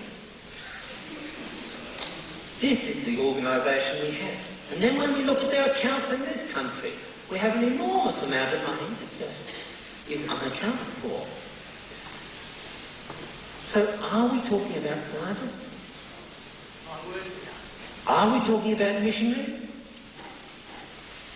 Are we having lies told for God? Are we having lies told for mammon? No. There is only one conclusion that you come to when you have a good look at the operations and activities of the creation. They are telling lies for mammon. Here is Satan. He wants God's blessing for the devil's work.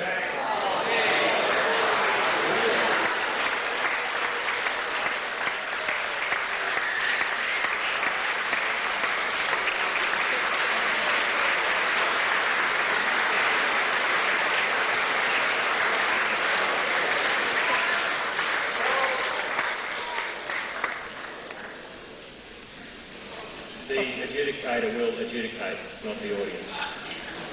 There is now going to take 15 minutes. Again, it will be timed. Then they will go into a 5-minute summation. From that, we will then go into the question time. The questions will be from the audience. We will come to you with a radio mic. You will ask a question. If the adjudicator considers that you are making a statement, you'll be cut off, so be very careful about what you're going to say. We'll take one question to either side, alternatively, and we're going to try and finish just a smidgen after 10 o'clock. So, if people wish to stay behind after, they may, but basically we're going to try to aim and finish at that time. The adjudicator, at the end of the questions, will then sum up. Okay, Dr. Gish.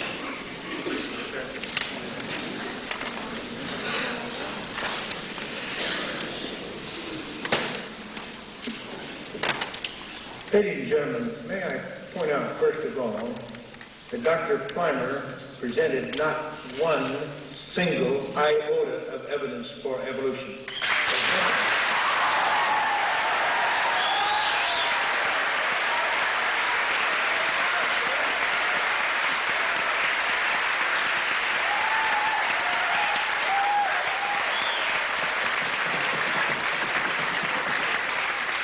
'His performance was strictly theatrical. He resorted to mudraking. He was abusing and slanderous. May I say it was the most disgusting performance I've ever witnessed in my life. And I've had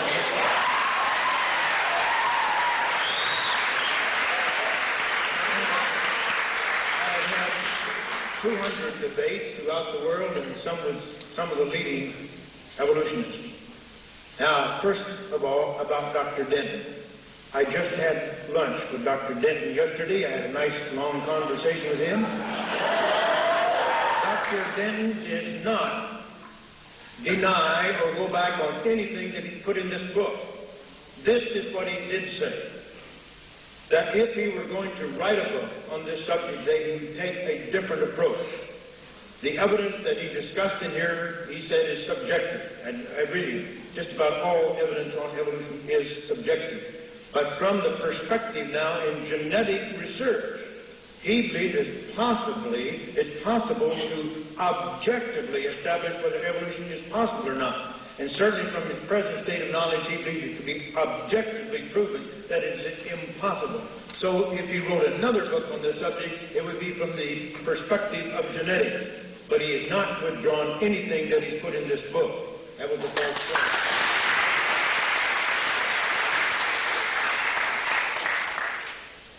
Now, furthermore, Dr. Plimer quoted from my book, or little brainwashed booklet written 17 years ago.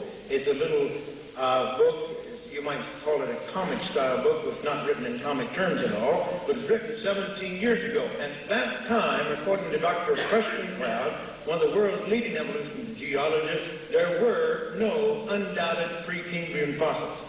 That's what he said. Now, here is, and I quoted many years ago Dr. Cloud to that effect. Because he said, first of all, you would not know, you could not establish for certain whether these rocks were Precambrian or Cambrian, some of these rocks. And furthermore, there's many pseudofossils that have been discovered. Now, since that time, as I described in my debate, there are many published reports of discovery of microfossils in Precambrian rocks. And furthermore, the ediacaran, which I did describe in my talk, is supposed to be Precambrian.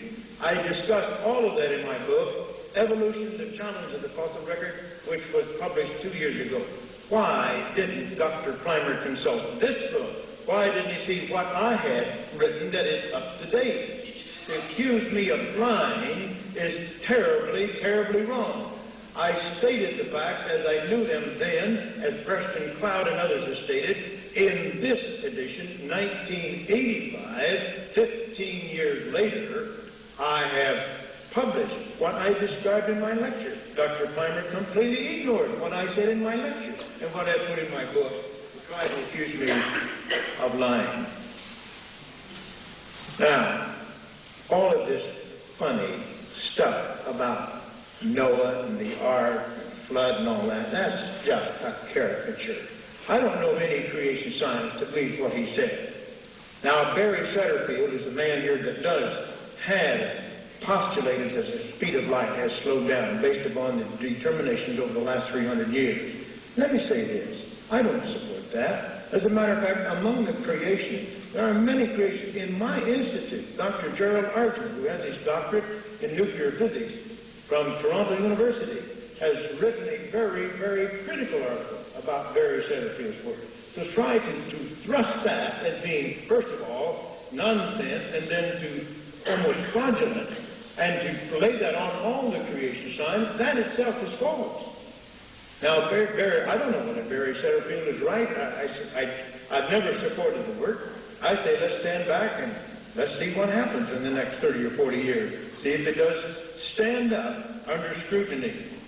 Now, Dr. Plimer said something about the second law of thermodynamics, as if the development of a chicken egg into a hen violates the second law of thermodynamics.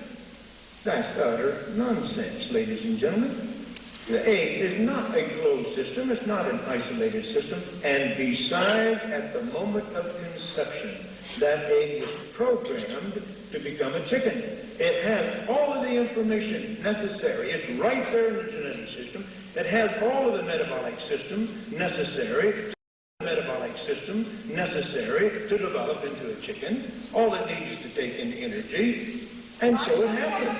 But, you see, it's programmed to do that. It has the machinery to do that, just like a green plant. A green plant can absorb carbon dioxide and nitrogen. It can absorb water and phosphorus, sulfur, and so forth, and convert that into a very complicated thing. There's no problem with the second law of thermodynamics because it has the machinery. It has photosynthesis. Photosynthesis is an incredibly complex machinery. Not only does it have to have photosynthesis, it's got to have all those other metabolic machines in that cell. The problem for the evolutionists to explain where that machinery came from in the first place. That's the problem. Do you mean to tell me that ultraviolet light coming down on nitrogen and carbon dioxide and so forth will convert that into photosynthesis? The complicated machinery absolutely required for life? Well, that is pure nonsense. Even ammonia cannot survive in the presence of ultraviolet light. Ammonia is decomposed by ultraviolet light, and if that can't survive, then how could amino acids survive, or purines, or pyrimidines, or DNA, or protein? Now, Dr. Plimer says this is nonsense about molecules decaying and deteriorating. Well, he certainly doesn't know anything about biochemistry. When we isolated vasopressin from the posterior pituitary gland. When I was working at Cornell University Medical College, is isolated from the posterior pituitary gland. We take that material, 500 units per milligram, put it in the ampule, put it under nitrogen, seal it, and put it in the deep freeze. And yet, week after week, just test the activity, go from 500 units per milligram to 450 to 400 to 300, and right down to zero eventually. Yes, molecules do deteriorate. That's true of DNA, and it's true of anybody who's worked with DNA does know you have to do everything you can to preserve that material because it does deteriorate. Dr. Plimer never answered this question about the origin of the universe, the universe is an isolated system. It is a closed system. The second law of thermodynamics does apply to its origin. And the second law of thermodynamics says a closed system, an isolated system, can never start in a state of disorder and transform itself into a state of order and complexity. We never even tried to answer that question. If the natural laws are destroying the universe, how can they create it? I'd like a rational answer to that question. Now he says about probability. I can't get what he meant by that. If you're going to go in a jumble of words, what are you going to get out of it? You're going to get nonsense. That's all. You're not going to get a message. We have messages here on this paper. Here's a message. There's a message. It conveys information. Now, you just didn't throw all these letters into a hat and shake them up and get that message. And you never get that message that way. Not in a million years. Not in 500 billion years would you get that message. By the way, you know what this message is? It's a letter of agreement by Isaac Asimov to permit the use of his movies and pictures, either in video, in movies, in stills and so forth, given to the Dutch group that's filmed the series How the World Came to Be. And yet these people, these evolutionists here in Australia, have slandered the creationists by claiming that Dr. Asimov had not given permission to use his portion in the film series How the World Came to Be. Well, I'm not accusing Dr. Asimov of lying, but I'll tell you one thing, his memory's pretty short. Because here's the letter right here that he signed, a signed agreement. Now to accuse creationists of using that film material against his will and without his permission is a slanderous untruth. It is not true. They did have permission. Now, this story about what happened in Livermore, California. Ladies and gentlemen, there's a school teacher up there that did something he should not have done. Something that none of the creation scientists would have wanted him to do because he used books that were not written for use in public schools. The Institute for Creation Research, for example, has published books devoid of any reference to the Bible or the book of Genesis or religious literature of any kind designed for use in public schools. That teacher purchased books that were published specifically for use in Christian schools. And therefore, he violated school policy and he's reprimanded for it. And none of us would have defended it. And it has nothing to do with what we're trying to put in the public schools. We don't want to put religion in the public schools. We don't want to teach Genesis in the public schools. First of all, we wouldn't like the way most of the teachers would teach it. And in the United States, I know you don't have that law here, but in the United States you can't do that under the present interpretation of the courts. And so we have no intention to do that. Look, they accuse us. Are they accusing us of being censors or book burners or something like that? That's sheer nonsense. In the United States, 86% of the American people want creation taught in the public schools. Only 8% wants evolution only. 6% had no opinion. All right, 86% to 8. What's happened? They can only teach evolution. Is that democracy? Is that academic freedom? All we want is the scientific evidence.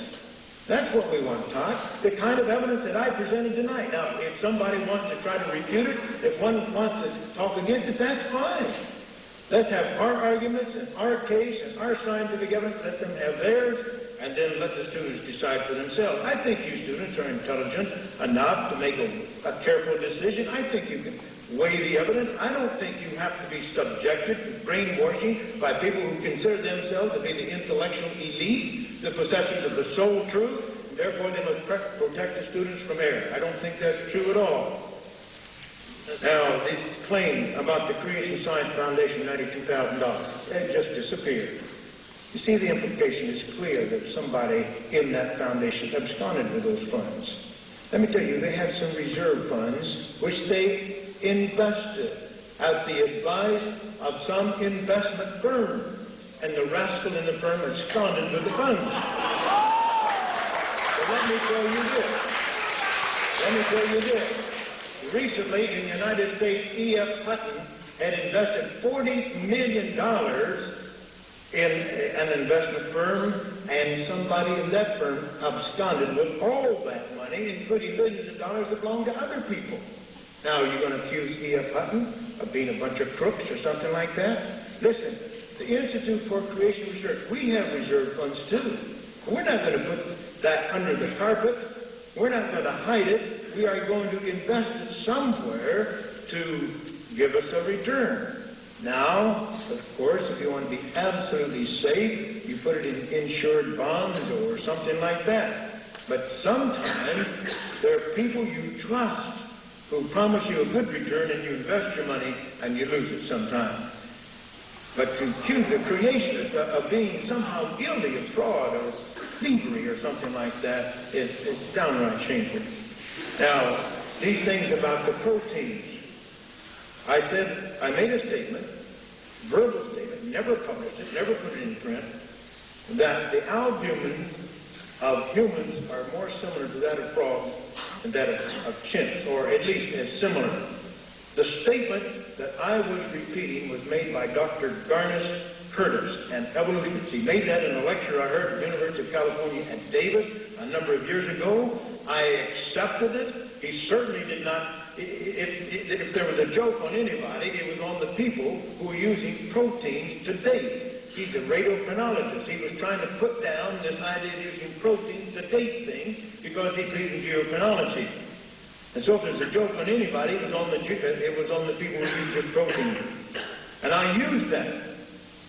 And then people say it's not true, and then they say that I somehow lied about it or something like that. And about the proteins of man, more like that of a chicken than that of an ape. Well, if you look at lysozymes, human lysozymes, and lactalbumin, and then look at the lysozyme of a chicken, you'll find that the lysozyme of man is more like the lysozyme of chicken than it's like lactalbumin of humans. And yet the human lysozyme and lactalbumin both are split off much later than the earlier split. And if you just looked at this data blind, if you didn't know where these proteins came from or what they were, you would say on the basis of that data, man was more similar to the chicken than he was to the ape. And that's, if you're going to look at the data in an objective manner, that's what you have to decide. Now, how much more time do I have? 2 minutes. Dr. Plimer went through this so-called creation model. Oh, by the way, let me do this. All this stuff about Noah going out and giving up family, that's a lot of nonsense. He never read the Bible, obviously, because the Bible says God brought the animals to the ark. Noah didn't go out and search for them.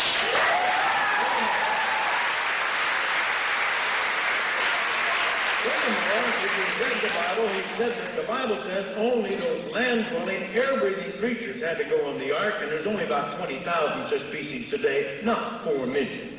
And so what he's talked about is simply out of nonsense. Now, here's an article that appeared in the Australian Science Teachers Journal, May of 1986, on page 37, by a science teacher, an Australian science teacher. The abstract reads as follows. The evolution versus creation debate has come to Australia. Some evolutionists contend that creationism is pseudoscience because creationists introduced a supernatural being into science. From the standpoint of the philosophy of science, this view is erroneous. The philosophy of science, this view is erroneous. Both evolutionary, naturalistic, and creationist views are metaphysical and can act as frameworks to guide science. If both views of the origin of life are metaphysical, then it is indoctrination to teach one view in the classroom. Classroom science teaching should reflect an accurate picture of science. At present, classroom science is portrayed from a discredited, inductivist viewpoint which uncritically presents evolution as science and creationism as pseudoscience. If criticism is an important component of science, then good science teaching would inform a student of the tentative nature of any theory concerned with the origin of life and teach both evolutionary and creationist ideas together. End quote. I agree totally with that view. Ladies and gentlemen, I presented what I consider to be careful, reasoned, serious scientific evidence supporting the creation model. I've been subjected to the worst abuse that I've ever seen in my life. And I want you to remember this. When somebody does that, he's simply admitting that his scientific case is weak. Because if he had a strong scientific case, he could state the facts. The facts would speak for themselves. Thank you very much.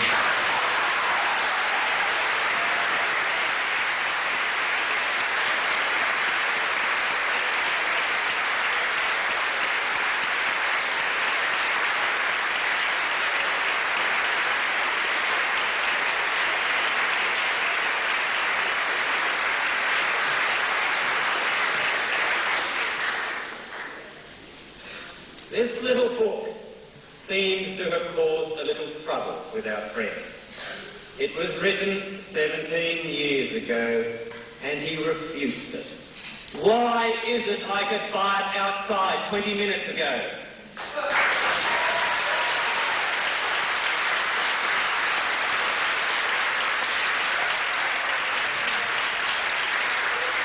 Why could I buy it? Because what I'm talking about is this little thing on the front, the prize. Doesn't matter whether it's right or wrong, just sell it. We also heard in our refutation that God brought the animals to the ark. Thank you. You are talking religion. You have given up any science you have.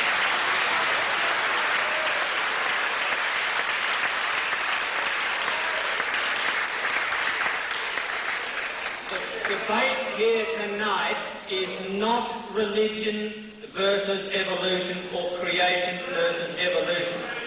It is a total debate on science. You cannot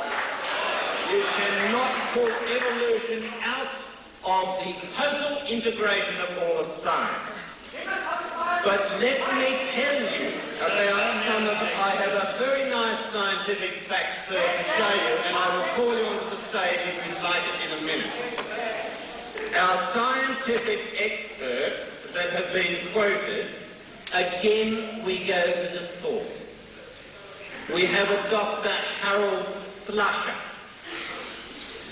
Flusher has a DSc degree from the Indiana Christian University, which is not an accredited institution, and a Ph.D. from the Columbia Pacific. That is equivalent to the ironclad hotel at Marble Bar giving you a doctorate. That's the sort of qualifications we have. Our scientific expert on creationism in this country is a Dr. Andrew Snelling. In 1985 and again in 1987, he published in the scientific literature about Proterozoic rocks in Northern Territory. In the scientific literature, Proterozoic rocks are those between 600 million years and 2,500 million years.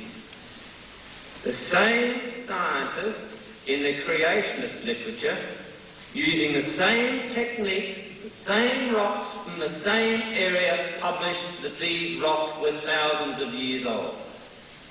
So when we try to talk about the science of our creation scientists, either they forget to put 6 little zeros after a number, or our lovely evangelist missionaries just seem to forget truth. Now let me talk about the science. 68 scientific journals over 4 years received 135 scientific manuscripts. 18 of these were creations. None were accepted for publication. That is science. I know why. Now, the theory of evolution is one we hear and see a lot as being an unsubstantiated theory, just a sequence of ideas. Scientific theory is put into the area of being unsubstantiated ideas. This is a favourite argument, that evolution is just a theory. Now, I want to do a little experiment with Dr. Gish on what scientific theory is. This is the science you have been waiting for. This is using the theory of electricity.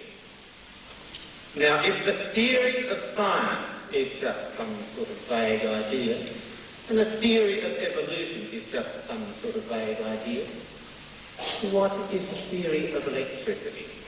I'll show you.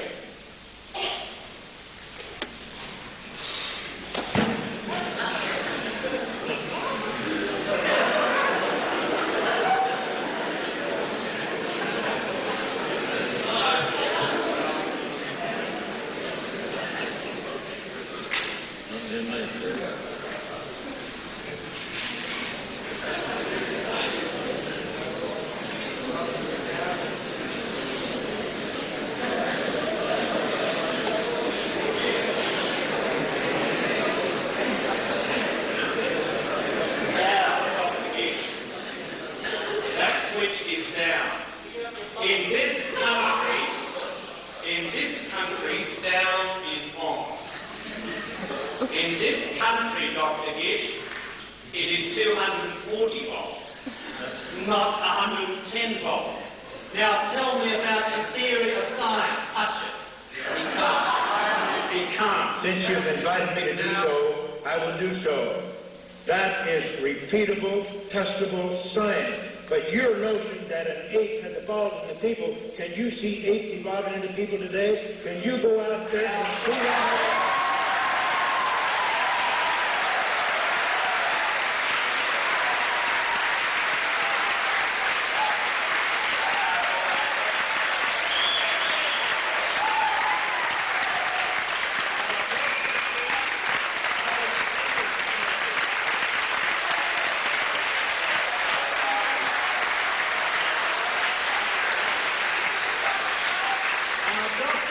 Has now demonstrated that he is selective. He does not want to believe the theory of evolution, but wants to believe the theory of electricity.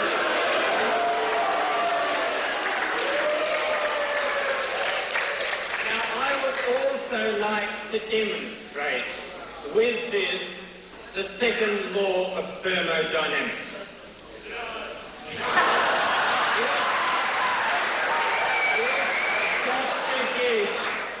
Touches this wire, we go from cranial disorder to prostrate order. That is the second law of thermodynamics. Now, I have just received a message.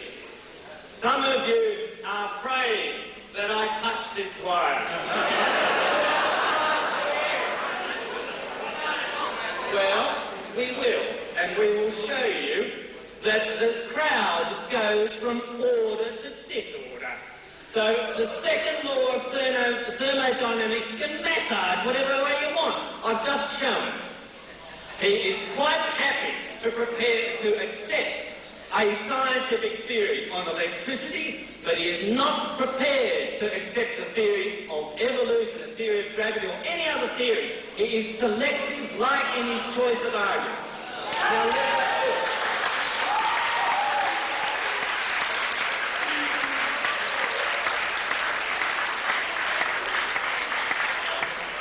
let us look now at evolution.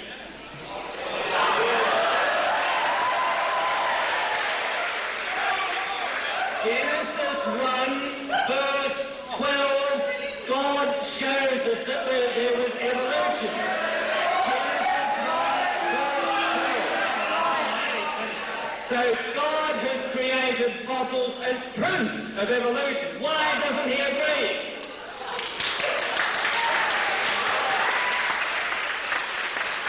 We also find in Joshua that the earth is flat and that the earth is the centre of the solar system. That the earth is flat and that the earth is the centre of the solar system.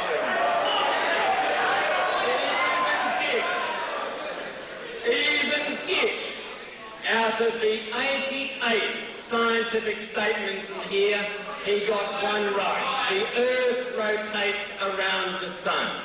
So if you want to have creationism using the Bible, like the Noah's Ark example we heard, then you must be consistent and agree that the earth is flat, or if you go to Kings or Chronicles, that pi is equal to 3, and on we go. The rebuttals that we hear are based on dogma. So if you take out of creationism, if you take out all the misquotes, all the errors, and all the misleading statements, then you've got nothing left. Creationism's got nothing to do with science or nothing to do with truth. Now, why do I come across so firm? I'll tell you why. The parents from Livermore School, from Livermore in California, were Christian parents, and their children were driven to atheism by his writing. That, I think, is something to be upset about.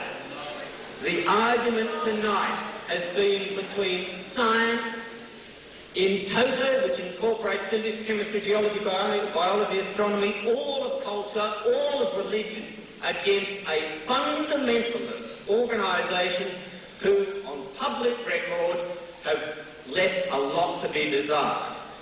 They are in the business of making money not for God but for mammon, and I just helped them by purchasing that.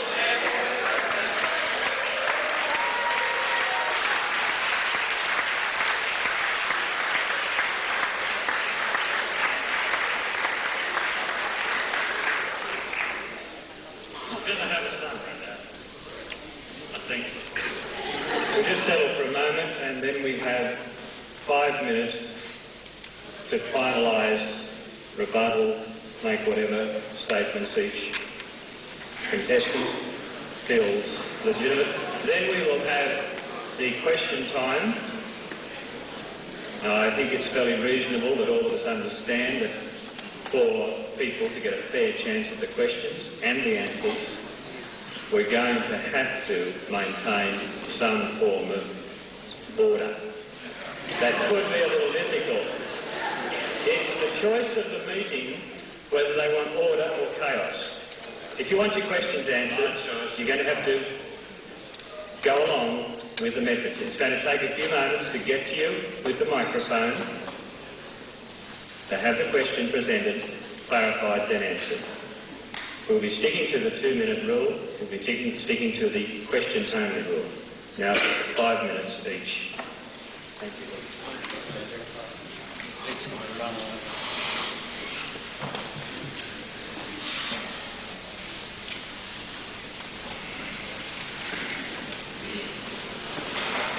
I greatly regret the deteriorating situation we have seen here tonight.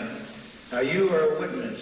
My initial presentation, I set a tone that was reasonable, that was at an academic level. I was genuinely, I did not heap any abuse on my distinguished opponent or make any charges of any kind. But Dr. Plimer then set a very different tone to this meeting. It deteriorated into pandemonium, you might say, and abuse and muckraking and all of that sort of thing. And we see the result here tonight. I think it's very unfortunate. I don't see why we can't have a reasonable discussion between two men of science who hold different views and different interpretations of the data. I don't know why we can't do that. Why we have to see what we've seen here tonight. Very, very regrettable. And I assure Dr. Plimer, if he ever visits our institute, at San Diego and gave a lecture, he'd be given great respect, and we'd listen quietly and show him respect that a visitor should be shown. Now, he did this little trick with electricity. Look, That's a testable, repeatable, scientific experiment. But I like Dr. Plimer, I'd like to ask him what happens when he gets hit by lightning. Now there comes an end point of energy. He's an open system. He gets all that energy, gets hit by lightning. Does it become more ordered, more complex? I should say not. He gets obliterated. You see, the input of energy is not sufficient. If you put it into electrical cord and then you plug a machine into it, a machine is made to utilize that electrical energy. But if Dr. Plimer had grabbed the raw ends of those wires, probably would have been killed. Now that's the difference, you see. And he made the experiment for me. I thank you very much, Dr. Plimer, for that fine demonstration. Now, he certainly doesn't know the difference between scientific theories and inferences and so forth. Like Stephen Jay Gould said one time, why, just because we didn't understand the laws of gravity, that doesn't mean that apples don't fall off trees. And just because we don't know the mechanism, that doesn't mean that apes didn't evolve into people. Listen, all of us have seen apples fall off trees, and you can see that happen repeatedly. Have any of you ever seen an ape evolve into man? You see, that's the difference. But they don't seem to recognize the difference between this inference or this imagination and testable scientific theory. Please notice, I describe two mammoth gaps in the fossil record. The gap between microscopic single-cell organisms and the so-called Cambrian explosion. That's not my words, that's the words of standard geologists. The sudden appearance of this great array of very complex creatures supposedly involving hundreds of millions of years of evolution. We ought to have billions and billions and billions of those intermediate. We don't even have one. And then we supposedly have one of those invertebrates evolve into fishes. 100 million years. Billions times billions of those things would have lived and died. We ought to have tens of millions, hundreds of millions of their fossils. We don't have one. I challenge Dr. Plimer to explain why that is true. Why do fishes suddenly appear fully formed? Every major kind of fish we know anything about. It's true. There's not a trace of an answer. Dr. Plimer never tried to answer that because he cannot answer. He has no answer. The evidence is very clear. Now, furthermore, this claim we're in the business of making money. Let me tell you this. Right when we founded the Institute, Dr. Morris and I, the president, we established a policy immediately. We would never accept 1 penny of any honorarium. Any money given to us as speakers would go to the Institute, not to me. Now, Dr. Plimer, if he was over there and he was debating me, the money he would get would go in his pocket. The money I would get would go to the Institute. I don't get any of that money, and I work night after night. I work weekend after weekend, most of my weekends, and I don't get a penny of that money, and I wouldn't take a penny of that money. If I had stayed at the Upjohn Company, I would have retired 2 years ago on a very, very handsome retirement. As it was when I left the Upjohn Company, I lost all of my retirement. I had a company-paid retirement plan. I had a health plan that cost me $1 a month. I had a savings plan for every dollar I put into it. I got 50 cents worth of Upjohn stock. I had all of these benefits, which I lost when I came to the Institute. Talk about money. If I was interested in money, I would have stayed at the Institute. I'm not really worried about retirement systems. I think the Lord has the best retirement system in the world, or I should say the best retirement system, because it's out of this world. Now, ladies and gentlemen, let me just say this once more. I just want you to consider the evidence that we have presented tonight for creation. Consider it reasonably in a cool, calm manner after you've calmed down a bit, and then decide whether there's a reasonable, rational, scientific evidence for creation. Thank you very much.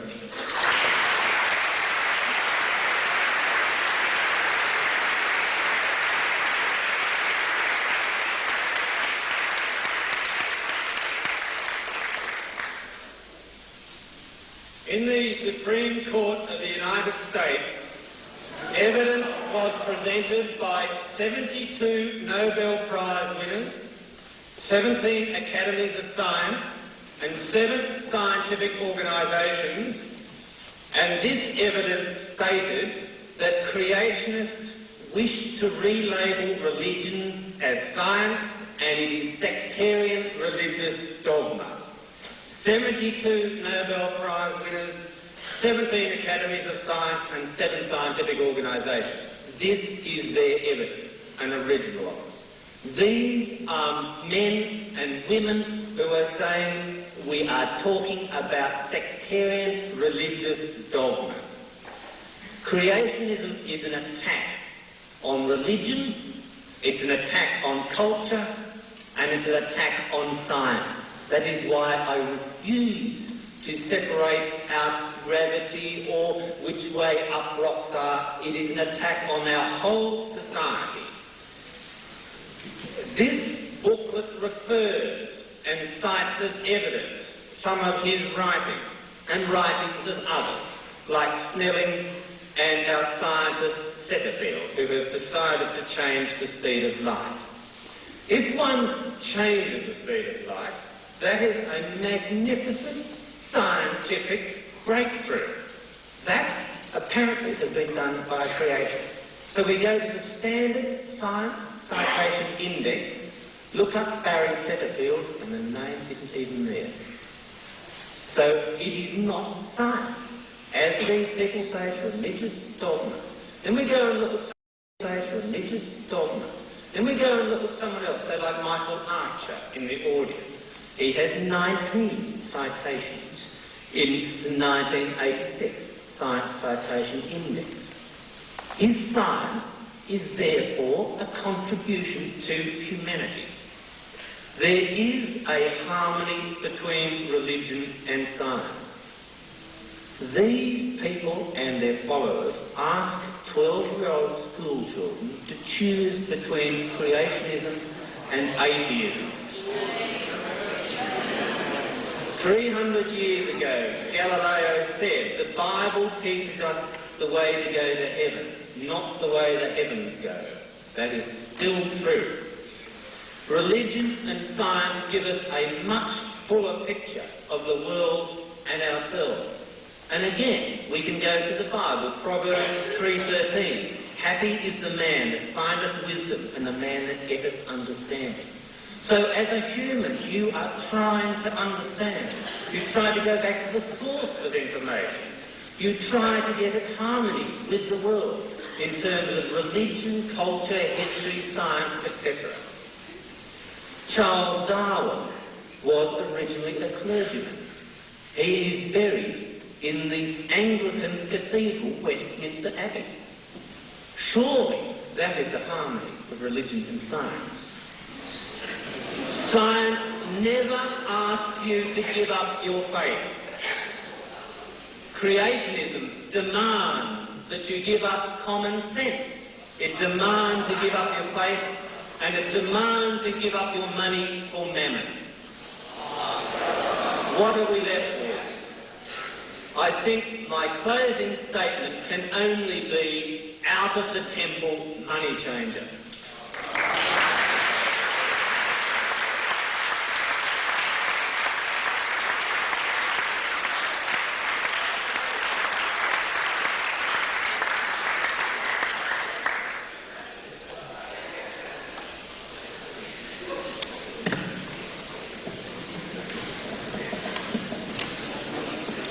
Something struck, I don't know whether it's evolution or creation.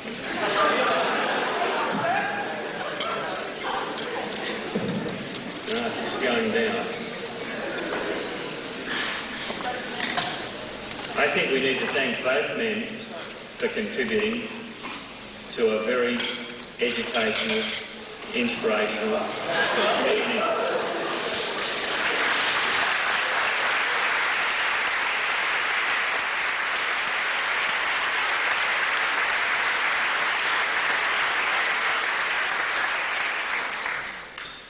It is now 10:05. I consider that's fairly late, particularly after the week we've had. I'm suggesting that we'll take questions till 20 past and then close the meeting. Does that meet with everybody's approval? May I see a show of hands, please? Those that want to take questions through till 1 a.m.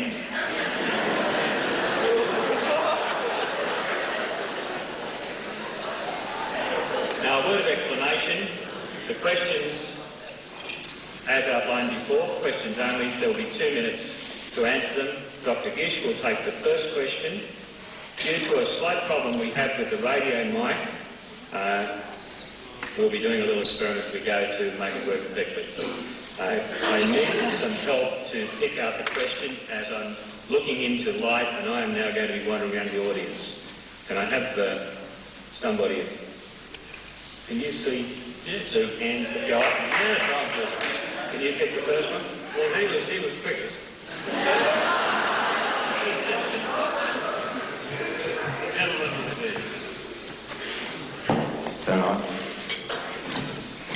Dr. Gish, I was pleased to hear you dissociate yourself from Centerfield's research, or at least carefully distance yourself. Could you explain a paradox that I've always wondered? I should explain that I work on fossils in the Australian Museum, and I work on things of the past. Things of the past I want to ask you about are not on Earth, they're in the sky. When you look at the sky, the magnificent southern sky in the Milky Way, you see stars, the galaxy. We saw recently a supernova which was dated 170,000 years ago. Given that the speed of light is fixed, and you don't disagree with that apparently, and at the time of creation, on your scale 6,000 years ago, the stars were lit up and begun. Presumably, if that light was on its way from the stars to us, we should be seeing new stars appearing all the time, since the galaxy is 250,000 light years across. Now, there are only 2 or 3 explanations of this. One is that the light was created on its way to us as an appearance of age, as Henry Morris said. Or that the stars exist in real time and the light is coming to us from enormous distances and enormous times. Now, which version do you have? Is it an appearance of deceit by a creator who's created light on its way to us? Or do the stars actually exist? Do the stars exist? Is it deceit or observable fact? Well, I'd like to paraphrase the question. I think I got most of your question. First of all, it would not be deceitful on the part of the Creator if He told us what He did, which He did. That would not be deceit. Because the Bible says God created stars to be for signs and seasons on the earth. If that's the case, we had to see them immediately. That's the only solution I could give, which you suggested. Now, as far as the supernova is concerned, I don't know. I don't know. I don't know enough about the physics of that to understand it. I would have to say this, that what seems to indicate, if that supernova really did take place 100,000 years ago, and we're only seeing it today, then truly it happened 100,000 years ago. And the universe is not 10,000 years old or 6,000 or 8,000 years old. Let me point out that many creation scientists believe that things are old, and that the age of this universe, the age of Earth, is not an issue in creation science versus evolution science. Now, I do believe that is because not only creation science, but conservative Christian theologians take the view that things could be quite old. So it's not an issue here. Now, there are many creation scientists and theologians do believe that things are young. And there are many, may I just point out, and I think this should be the end of the question. I will let Dr. Plimer to comment. But there are many physical processes. I said I did not have an answer to that. Come on, quiet, please. Well, I only had 2 minutes. Did I hear something from a gentleman over here? From a gentleman? Well, just very briefly, we've got a lot of other questions. Let Dr. Plimer comment. I said this. If that supernova really did take place 100,000 years ago, then the universe must be at least that old. But, okay. That'll do. Dr. Gish, I have most of your books. And in your books, you clearly, repeatedly state that the world is very young, 6,000 years. You may stretch it to 8 or 10, but that's the furthest that the creationists will go. Now, I only talked about the backyard of our universe, our galaxy. If we go further to galaxies 10,000, million light years away? It is the same answer. There's many evidences on both sides of that question. There are creation scientists and Christian theologians who believe that the weight of the evidence indicates that things are very old. There are other creation scientists who believe the weight of evidence indicates that things are probably quite young. There are many similar questions. Let me give you one example. A comet can only exist for a few thousand years.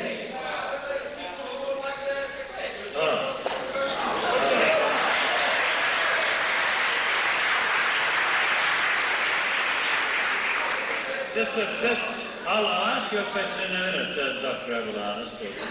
I've got it all written down here. Could we have a comment on that, please? Hey, did you want to comment on that answer? I have a question coming from you. Right, okay. Question, sir. Dorothy Dix one, apparently. I would like to ask Dr. Plimer if he can explain why the major Christian churches, the Jewish churches, reject creation science as a travesty of the Bible.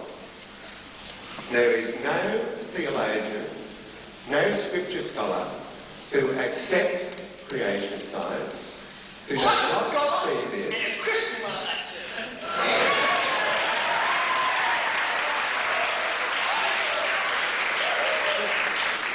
With all due respect, you're a living fossil.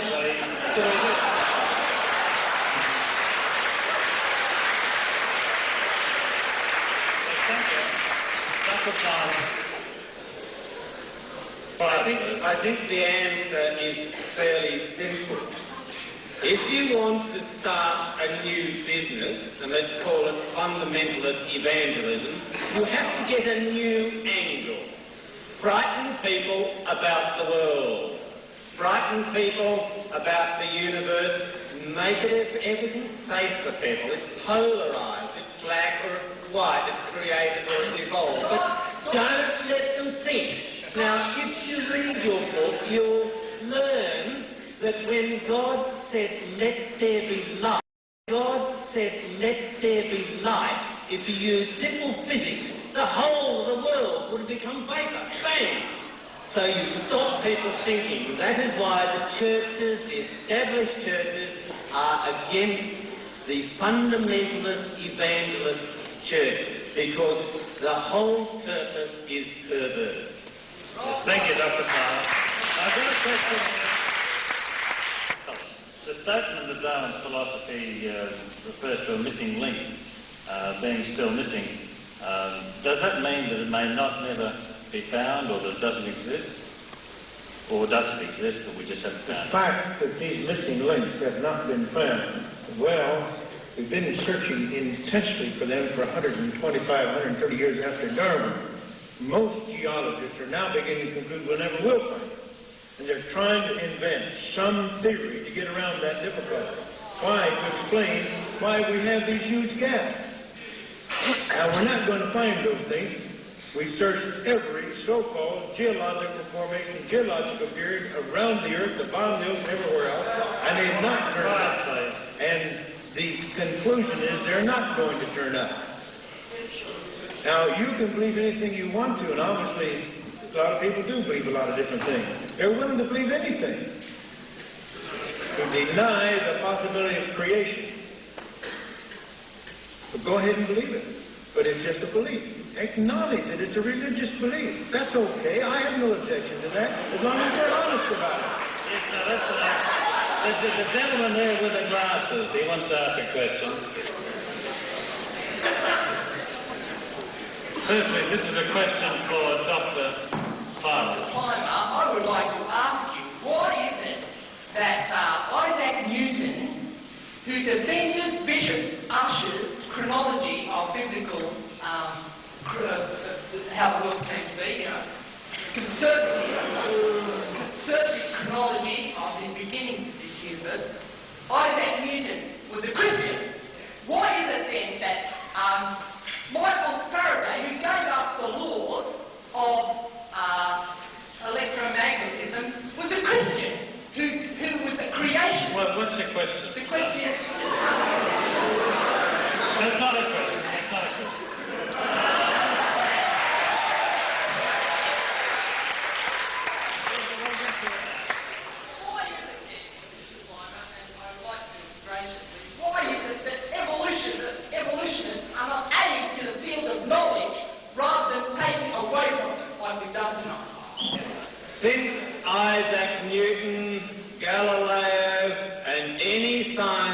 of the past that you would like to mention. Since then, there have been thousands of scientific discoveries. I gave you the figure for scientific manuscripts submitted over a 4-year period. 135,000. You want science not to have advanced. That's why you think like you do.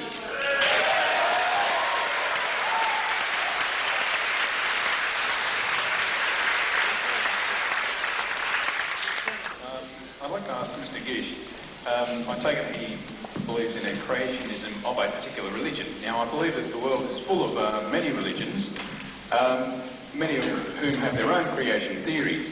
I'd like to ask Dr. Gish what particular creation theory he believes in, and has he done a comparative study of them, and if he has chosen a particular one, why has he chosen that particular one over the others? The answer to that question is very simple. We want none of these taught in the public schools. We don't want the book of Genesis. We don't want the Navajo Indian version. We don't want the Hindu version. We don't want any of these taught. What we want is the kind of scientific evidence that I presented here tonight. If you are a believing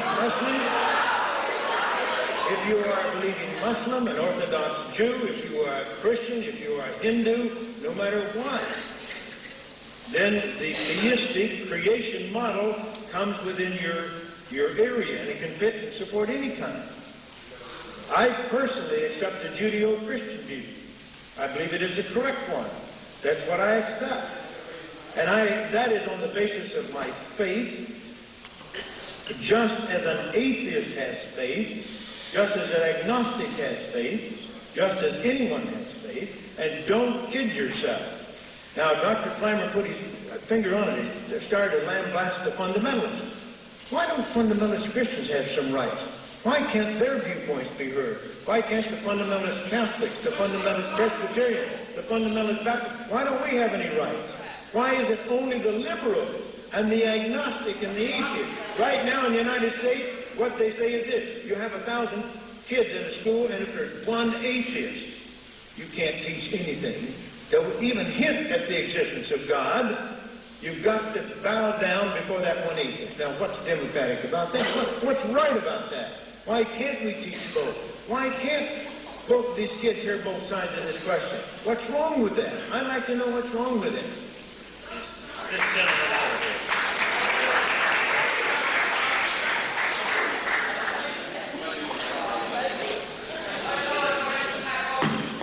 I would just like to know, and for you to explain to us, how the evolution of the human eye came about and how you explain complexity in it.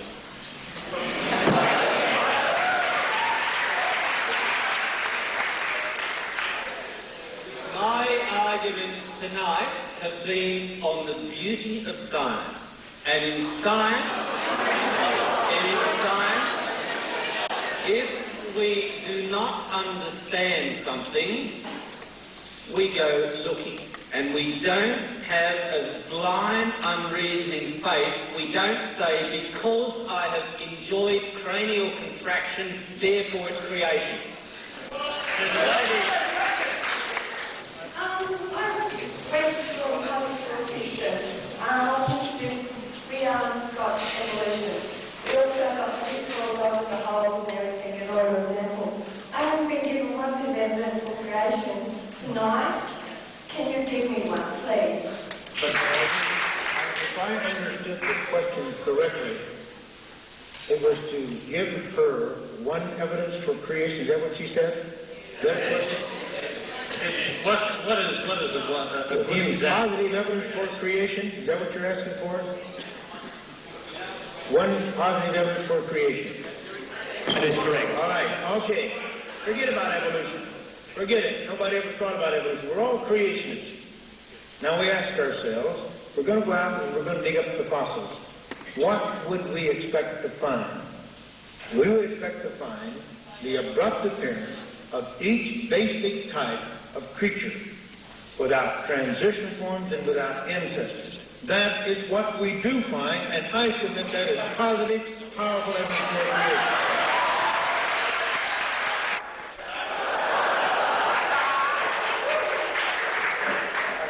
Here it's evolved.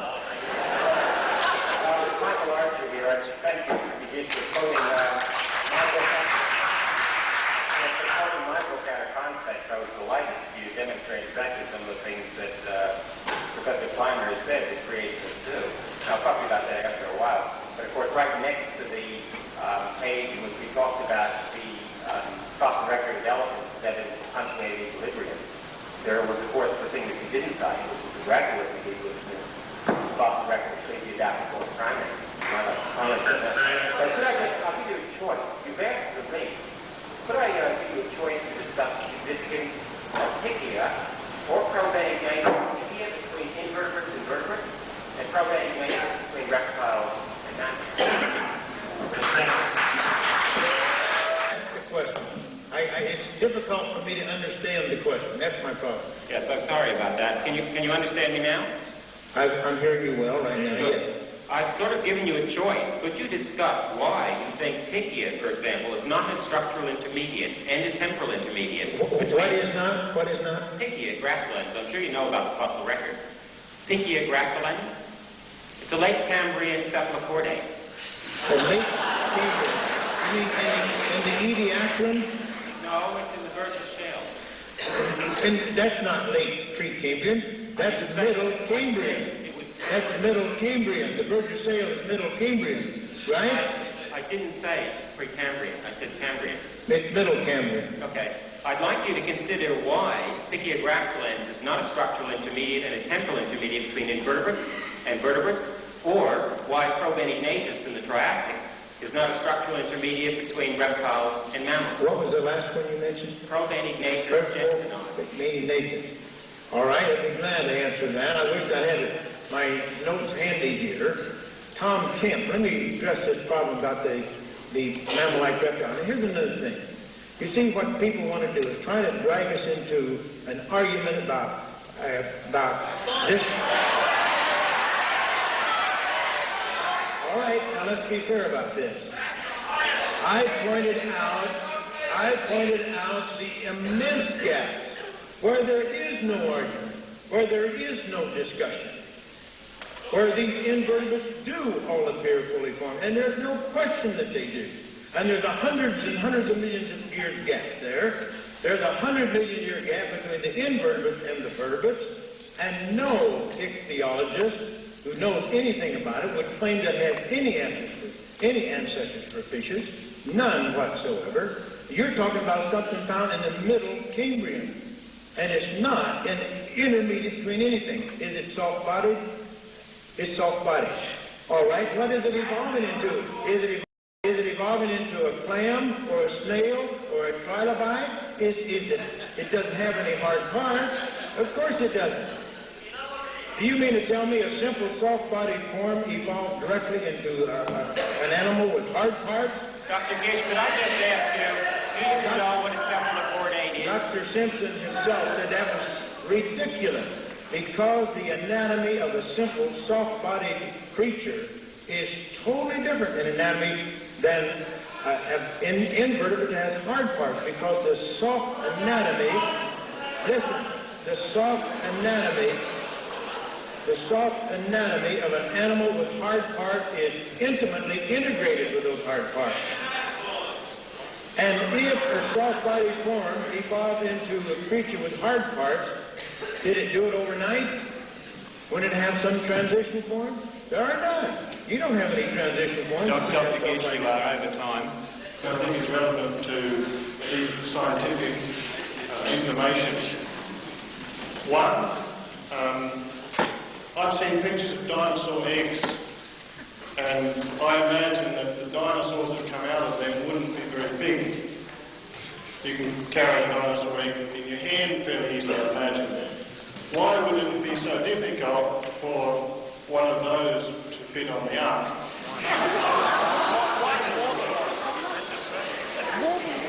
Secondly, you use the formula E equals mc squared, where E is the amount of energy derived from that expression, m is the mass, c is the speed of light. Now, I'm sure you well know, as any high school boy who's studied physics,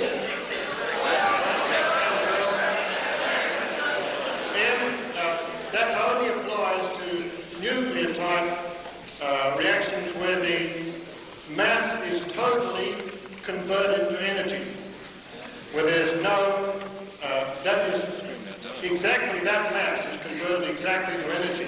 That has absolutely nothing whatsoever to do with chemical reactions as go on in burning fires, to my knowledge. So if you respond, thank you.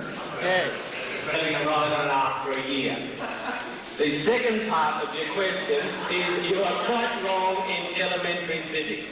You are converting wood into gas. It is a very simple reaction. Even if you only burn a fraction of the wood, you still have a factor of 40 billion times to consider.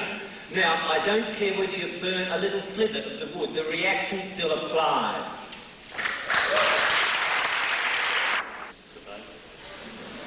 Now, I don't call this a debate. Just be quiet for a minute. This is not a debate.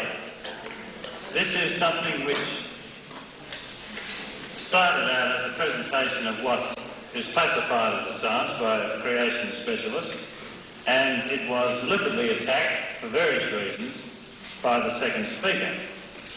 He didn't address his remarks at all to the question, in my opinion, and I'd give him 9 out of 10 for that. However, in his attempted rebuttal, Dr. Plimer did come around to what perhaps is the real issue, and that is how does evolution explain, I suppose, really when it says origins, the origin of the universe, for instance.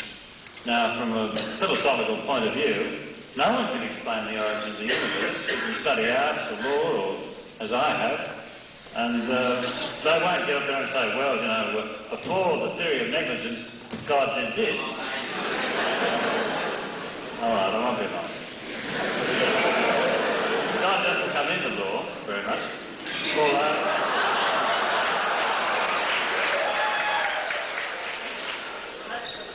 So I don't think that Dr. Plimer stuck to the point at all. I think Dr. Gish did attempt to give some sort of explanation as to how the universe came to being. And of course, he said he wasn't quoting Genesis, he was going to give a scientific explanation. But it would appear, from what I understood him to say, that other than certain examples, which apparently we can all see with our own eyes, the real guts of the creationist argument is based on the first 2 chapters of Genesis, which are there for anyone to read, and I suggest if you haven't read them, you should, because that will give you some understanding of what apparently is at the basis of the creationist argument. From a scientific point of view, I don't know why we can give either speaker a terribly high mark, and I don't think they produce all that much information which backs up either theory. So really it's just a matter for you to decide for yourselves. As long as, I think Dr. Plimer summarised it pretty accurately, as long as it's, and it's a serious matter, let's face it, as long as it's a step forward. And of course that's what all science, and being a scientist, Dr. Plimer would take that attitude. All science should be for the, not only for the betterment of mankind, although I don't think the bomb would be, but it certainly is supposed to be progress and progressive. And his attack, of course, was that creationist is not progressive. And that's something that you have to decide is an attempt to teach something which basically it would appear to be biblically based in the schools as a science, as a creation science. And it would appear that that's something really, from what I can see here tonight, that everybody must make a decision on. But certainly creation science is not taught in our schools, and but the Bible is. So is that sufficient? So, that's what I